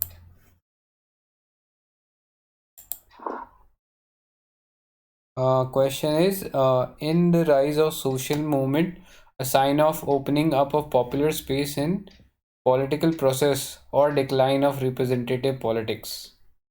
Examine। तो इस पे श्रेया ने लिखा है। मैंने आंसर नहीं लिखा है, पॉइंट्स लिखे हैं। शुरू पहले सोशल मूवमेंट्स की कोई भी standard definition, it is a sustained collective action to resist और अपोज और whatever change, bring about change और resist change.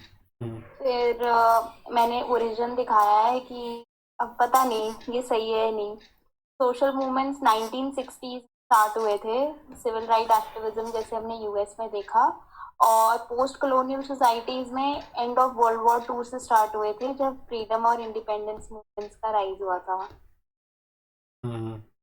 Are the social movements और नॉट? हाँ ठीक है, सोशल मूवमेंट तो एंशिएंट मिडिवल टाइम भी होती होंगे ना यार। इसी टाइम चालू हुआ। नहीं ये ठीक है आई थिंक इन इसमें। मॉडर्न मतलब ऐसे लिख लेना, rise of social movements in modern times. मतलब फ्रेंच रेवोल्यूशन भी आया था, but I think modern time कुछ ही सोशल मूवमेंट आएगा ना। हाँ पता नहीं, I mean I don't no. तो 2 डोमिनेंट पर्सपेक्टिव हैं। पहला है कि it opens a popular space in political process. तो मैंने इसको दिखाया कि जब डेमोक्रेटिक पब्लिक स्पेस होती है तब राइट टू एक्सप्रेस आ जाता है, जैसे और फिर सोशल मूवमेंट डिमांड रेज करने लग जाते हैं। जैसे 1990s में जब यूएसएसआर में प्रेस्ट्रॉइका रिफॉर्म्स आए थे तो वेलवेट रेवोल्यूशन हो गया था चेक और पोलैंड में, because they got the freedom to right to express and all because of those reforms. बस फिर इंडिया में आरटीआई मूवमेंट एनकेएसएस ने स्टार्ट की थी, जिसने public and this movement was started in 1990s, but मतलब eventually it led to opening up of public space. People got aware कि yes ये कुछ rights they can ask for and they got involved, pressure बढ़ा और फिर finally RTI introduce होगी. Similarly, India Against Corruption started as a small movement, but it opened up space as people started joining and Lokpal pass हो गया. Then I gave the example of Stonewall riots of US that eventually opened up popular space for transgender across US states. So these movements and इनका इतना impact हुआ, they not only opened national political space but also transnational. जैसे कि आज की date में June is observed as Pride Month across developing and developed societies. तो इस सेंस में सोशल मूवमेंट्स से empower educate people about their rights to participate and raise their demands. And फिर सेकंड पर्सपेक्टिव था it rises because of crisis of representation.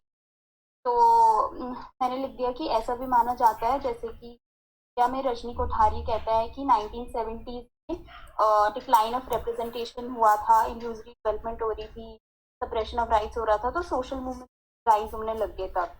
फिर example दे दिया आगे की डेवलपिंग सोसाइटीज में क्राइसिस ऑफ लेजिटिमेसी जब होती है, जब स्टेट्स फेल होने, मतलब अरब स्प्रिंग का एग्जाम्पल दे के एक्सप्लेन कर दिया. और फिर कह दिया कि अथॉरिटेरियन लीडर्स का जब पावर इंक्रीज होती है तो क्राइसिस होने लग जाता है. और सिमिलर मूवमेंट्स हमें आज अल्जीरिया, वेनेजुएला, किर्गिस्तान में भी देखने को मिल रही हैं. Then I said even in developed societies, crisis of representation has led to such movements. जैसे कि फ्रांस में येलो वेस्ट, क्योंकि उसमें political government has failed to represent their economic rights, जैसे they were not able to control the price rise and inequalities. Then I just said कि social movements बहुत complex हैं, ऐसे बाइनरीज में नहीं देखे जा सकते. They are combination of social, political, economic, ideological factors. ठीक है.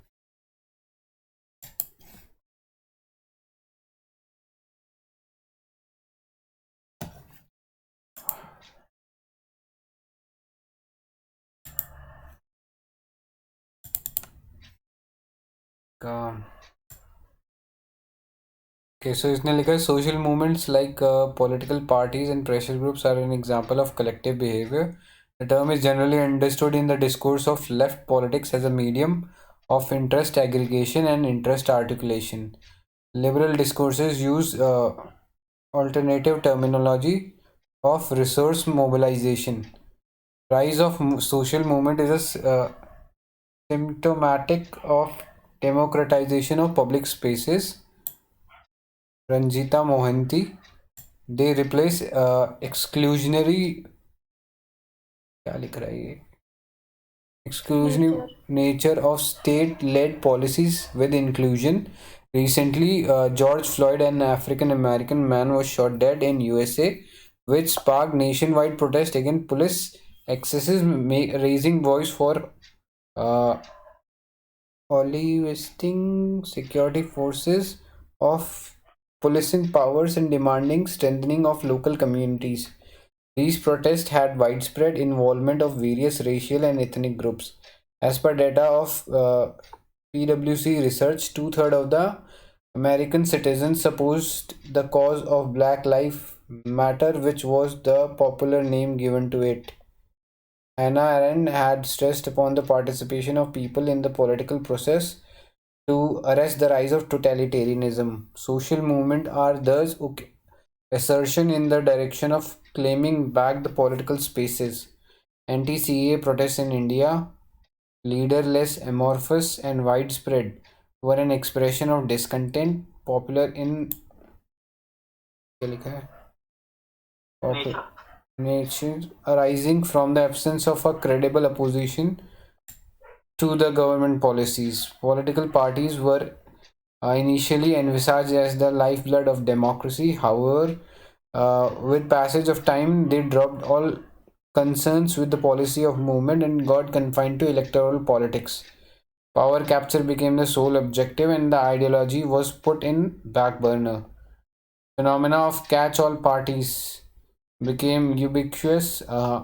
Representative democracy, along with its inherent flaws of tacit consent and risk of tyranny of majority, became further disassociated with popular voices, owing to the decline of connect with the grassroots. Social movement thus arise, taking up the abundant spaces of political activism with their innovative techniques of leveraging and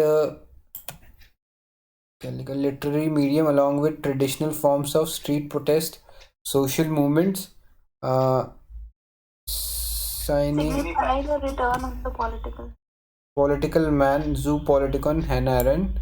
Social movements strengthen the participatory access of democracy and aid in the process of deepening of democracy. They represent an outrage against injustice and violence upon the right of men. They have their own utility and are essential to ensure that democracy remain concessional. As Abraham Lincoln remarked, it is a sin to remain silent when it is your duty to protest.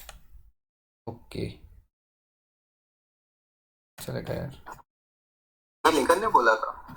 I think उसी ने बोला था.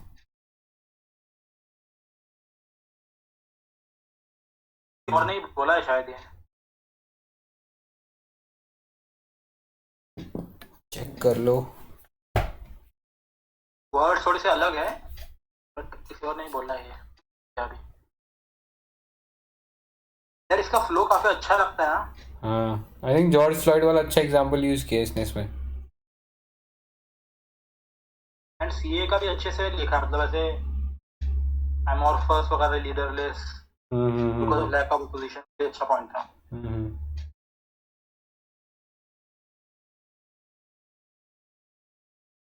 किसी को कोई addition इसमें? Next पे चले. अच्छा, ब्लैक लाइव्स मैटर का और जॉर्ज फ्लॉयड रिलेटेड है दोनों? सेम है कि मतलब सेम ही है उसी के लिए था. नहीं, ये अब्राहम लिंकन का ही कोट है, चेक किया मैंने. ठीक है, सो आई थिंक नेक्स्ट पे देख लेते हैं फिर.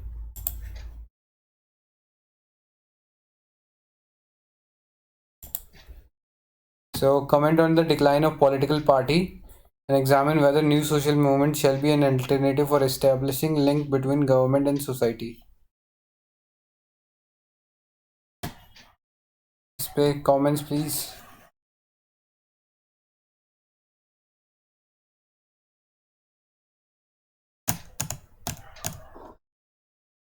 I guess crisis of representation.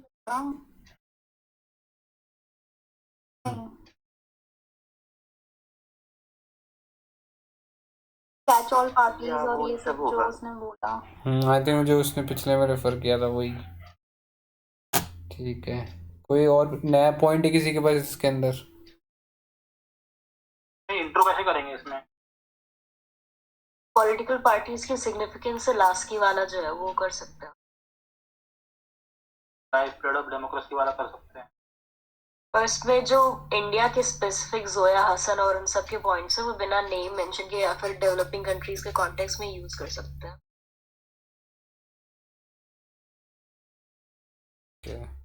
Develop countries में क्या केसेस है इनका,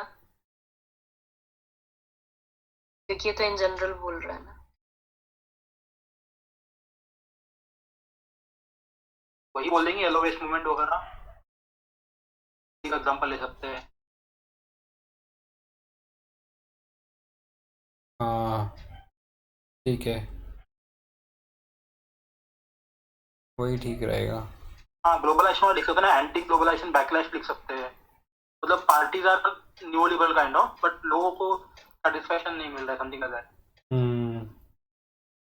ठीक है. Parties becoming electoral based, like rather than through organized. हाँ, ये पॉइंट अच्छा होगा कि सिर्फ इलेक्टोरल पॉलिटिक्स इसमें उसका वो वाला डाल देना, क्या था उसका नाम, इलिटिस्ट वाला व्यू. शूम्पीटर डाल एक्सेस वाला. हाँ, पता मालूम है मार्केट डेमोक्रेसी रह गई है.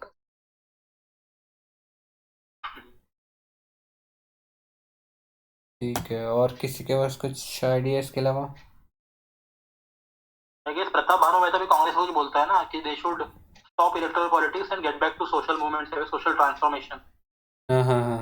हाँ ये इसको हम विदाउट मेंशनिंग कांग्रेस लिख सकते हैं। And एक और डाल सकते हैं इसमें कि इंडियन नेशनल मूवमेंट जो भी था ना, एज अ मूवमेंट देखना चाहिए पॉलिटिक्स, एज अ मूवमेंट या politics as a social transformation project. Second वाले पे क्या होगा? ये limits था ना। ये तो पॉइंट्स है एंड नॉन जस्टिफिकेशन में कोई पॉइंट्स है कि ऑल्टरनेट स्ट्रेटजी नहीं हो सकता है। एक साइड लेती है, दोनों साइड में करते हैं, both have their own importance and not consider importance with that. इसको आयुष कैसे स्ट्रक्चर करोगे इसको क्वेश्चन को? ये तो कुछ पैराग्राफ डिक्लाइन पे ही both have their own importance कर दो पैराग्राफ नीचे I will show कि there is not a separation. Sometimes social movements become political parties and political parties then support social movements. Correct. इसमें ये चीज भी लिखते हैं। एग्जाम्पल तो पता है मुझे, बट नेशनल जैसे असोम घाना परिषद हो गया, और इंडियन ग्रीन पार्टी इंटरनेशनल। हाँ ये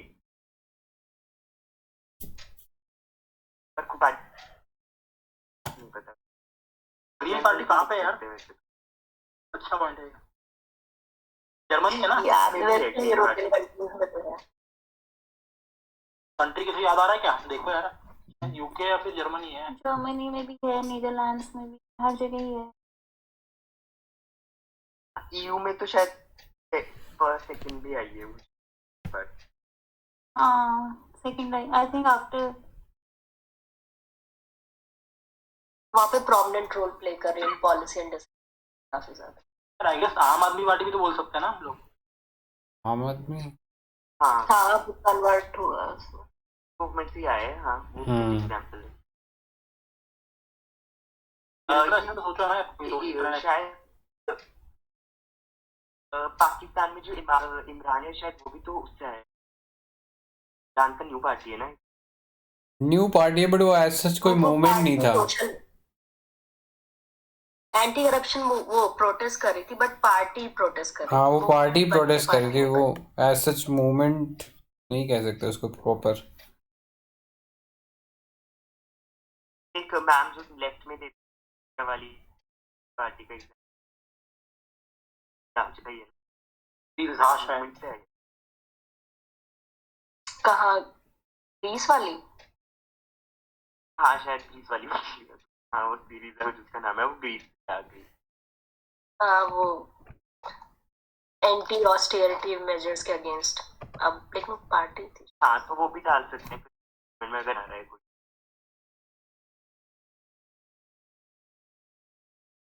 ईरानियन रेवोल्यूशन ही डाल सकते। तो रेवोल्यूशन हो जाता है कि हाँ उससे थोड़ा ज्यादा हो गया। तो एशियन सोशल मूवमेंट बन गया।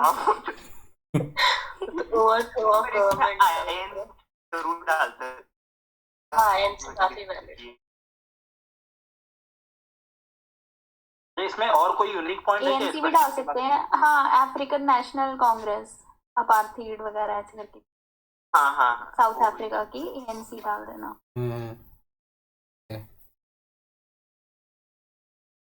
इसमें और कोई यूनिक पॉइंट है क्या? एग्जांपल्स के अलावा कुछ लिखने के लिए है क्या इसमें?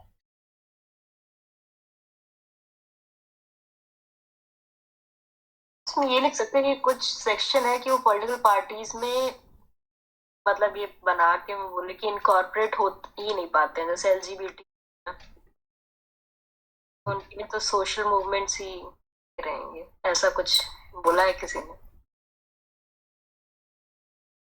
आई गेस पिछले आंसर में कुछ तो था कि पॉलिटिकल पार्टी मेजॉरिटी होती है, सोशल मूवमेंट्स माइनॉरिटी के ज्यादा होते हैं।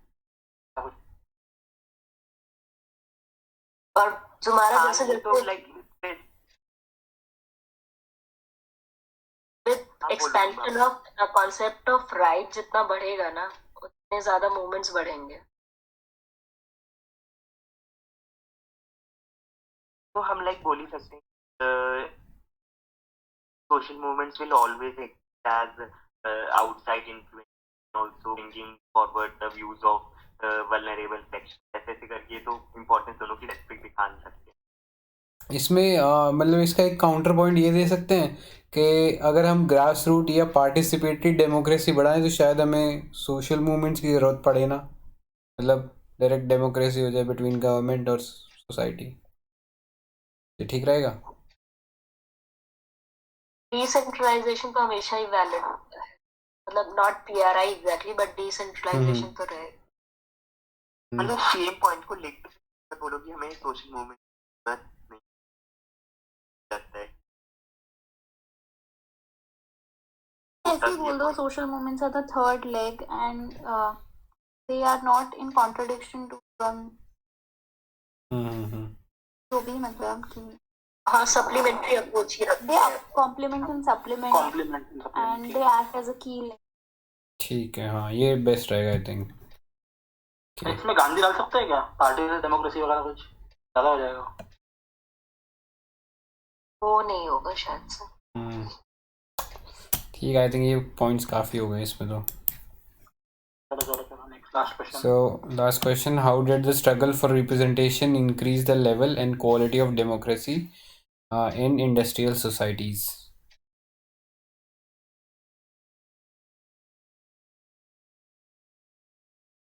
इसमें लेफ्ट एंड लेबर उससे स्टार्ट कर सकते हैं यूके से, मतलब मार्क्सिस्ट जो उसके बाद से सबसे पहले वहां से स्टार्ट हुआ था शायद से. देन रिगार्डिंग जेंडर को कर सकते हैं. हाँ आई थिंक जेंडर को, हाँ जेंडर को क्योंकि स्विट्जरलैंड में भी 74 में आया था ना शायद से हाँ राइट टू वोट. हाँ सबसे लेट आया था. जेंडर हो गया, लेबर वर्किंग क्लास हो गया, और रेसेस और क्रॉस ये सभी यूएसए में जैसे सिविल राइट्स नहीं थे ब्लैक मतलब अफ्रीकन अमेरिकन. और ऐसे देख कौन कौन से. हाँ green party. I mean struggle for representation का मतलब क्या लोग ही हैं क्या? Not necessary. हाँ इंटरेस्ट पूरा है ना, तो ग्रीन इंटरेस्ट भी डाल देना. वो कहती है जर्मनी की ग्रीन पार्टी कहती है, आई डोंट नो उसका नाम क्या है, कहती we are neither left nor right but ahead. अच्छा ये था. अगर रिप्रेजेंटेशन है तो एलजीबीटी का भी डाल सकते हैं. पर इंडिया में आया था पर इंटरनेशनल का पर तो इंडिया में पिंक लिस्ट ऐसा था कॉन्सेप्ट की एलजीबीटी जो सपोर्ट करते हैं एमपीज उनका एक लिस्ट बनाया था कि दे ऑल सपोर्ट एलजीबीटी ऐसे करके.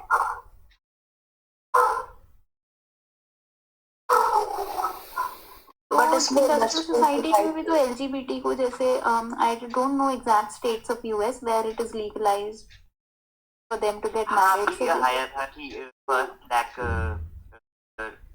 black gay person. कुछ स्टेट्स में, सारे में तो नहीं है. हाँ तो ये अब स्टेट्स मुझे नाम नहीं पता exact, but I guess south की थोड़ी कंजर्वेटिव होती हैं तो नॉर्थ की होंगी फिर. हाँ न्यूयॉर्क में जैसे तो होगा. अच्छा यूएस में भी हर जगह क्रिमिनलाइज नहीं है. हाँ जैसे टेक्सास वगैरह में तो बिल्कुल भी नहीं है. दे आर लाइक हिंदू कट्टर बट थोड़ी क्रिश्चियन कट्टर. क्रिश्चियनिटी ओके ठीक है लग गया. आई थिंक इसमें पीआरआई का लिख सकते हैं ना, या क्रिश्चियन इंडस्ट्रियल सोसाइटीज पे नहीं है. अरे सॉरी हाँ देखो भूल गया. अरे कोई नहीं, इंडिया का भी डिस्कस कर लिया. इंडिया का इंडस्ट्रियलाइज्ड हो ही गया है अब वैसे, है ना. हाँ तो हाँ ऐसे ही बोल रहे थे. हम इंडिया को कैसे एक्सक्लूड करेंगे. हाँ उसमें लिख सकते हैं ना नोटिफाइड टाउन वगैरह बना रहे हैं हम उनके लिए. अच्छा नहीं ऐसे डिस्कस. अरे चलो बताओ, इंडिया का बताओ. क्वेश्चन इंडिया का भी तो आ ही सकता है ना स्पेसिफिक. इंडिया में तो वही कास्ट रिलीजन ये सारा एथनिसिटी सब हो ही जाएगा. सब डाल देंगे थोड़ा अगर स्पेसिफिक होगा इंडिया. रीजनल ये सारे जितना भी कल परसों डिस्कस किया. Okay. या किसी को कोई एडवांस जैसे डेवलपिंग सोसाइटीज का आ जाए स्ट्रगल फॉर रिप्रेजेंटेशन या पॉलिटिकल पार्टीज, तो उसमें क्या लिखना चाहिए? I mean any question like when it comes no political parties का नेचर, सोसाइटीज या सोशल डेवलपिंग सोसाइटीज या रिप्रेजेंटेशन। तो इंडिया के अलावा मुझे तो कोई डेवलपिंग समझ ही नहीं आती। थोड़ा सा बस वही कैरेक्टरिस्टिक है।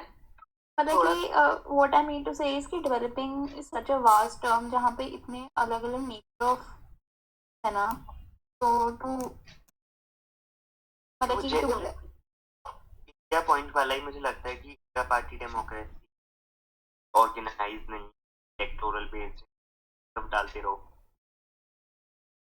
देखो, अगर तुम्हें स्पेसिफिकली कोई एग्जांपल पता है तो कॉन्टिनेंट वाइज या फिर कंट्री वाइज लिख सकते हो, या फिर जो आयुष ने बोला वो सही है, या कहीं लिख दो, बस नाम मत लिख देना। पर एक कॉमनेस वाला भी लिख सकते हैं ना, जैसे दूसरा कि कहीं कहीं पे कॉमन, जैसे चाइना में है और कुछ कुछ कंट्रीज। चाइना यार, अब ऐसे क्वेश्चन में चाइना लिखे ना लिखे मुझे ये भी डाउट है, इसे ट्रेन बट कम्युनिस्ट पार्टी को लिख सकते हैं, नॉट चाइना, कि कहीं कहीं पे है। So we can also mention those ये सब डेमोक्रेटिक ट्रांजिशन नया नया हुआ है। ऑस्ट्रेलियन साउथ ईस्ट में और सारे ये तीन ही है उसके। श्रीलंका में हुआ है, थाईलैंड में हुआ है, मालदीव्स में हुआ है।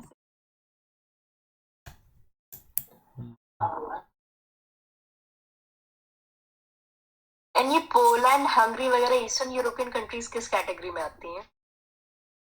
डेमोक्रेसी होंगी नहीं, डेवलपिंग और मतलब डेवलप इतनी ज्यादा नहीं है, बट ईस्टर्न तो आई थिंक डेवलपिंग में ही आती है वो तो। एंड डेफिनेशन है कोई, मतलब डेवलपिंग कौन होता है, कोई डिसाइड करता है क्या होता है? वो खुद कंट्री डिसाइड करती है क्योंकि वो डेवलपिंग बनना चाहती है कि डेवलप बनना चाहती है। सोशल कंस्ट्रक्शन यार। हाँ, लीस्ट डेवलप को वर्ल्ड बैंक देता है बस। पॉलिटिकल इकोनॉमिस्ट की क्रिटिसिज्म है ना, they divide and they construct global north and global south. और अगर होता भी तो पॉलिटिकल साइंस में तो जरूरी नहीं वन डेफिनेशन। या डिबेटेबल। राइट भी हर जगह राइज हो ही रहा है, मतलब फार राइट, पोलैंड, हंगरी, इन सब जगह भी। हाँ हाँ हाँ, ठीक है, तो फिर आई थिंक वाइंड अप करते हैं आज का। समीर कुछ लिख रहा है, चलो ठीक है, देख लेना यार वो। ओके चलो bye bye. Okay, bye bye guys. Bye bye.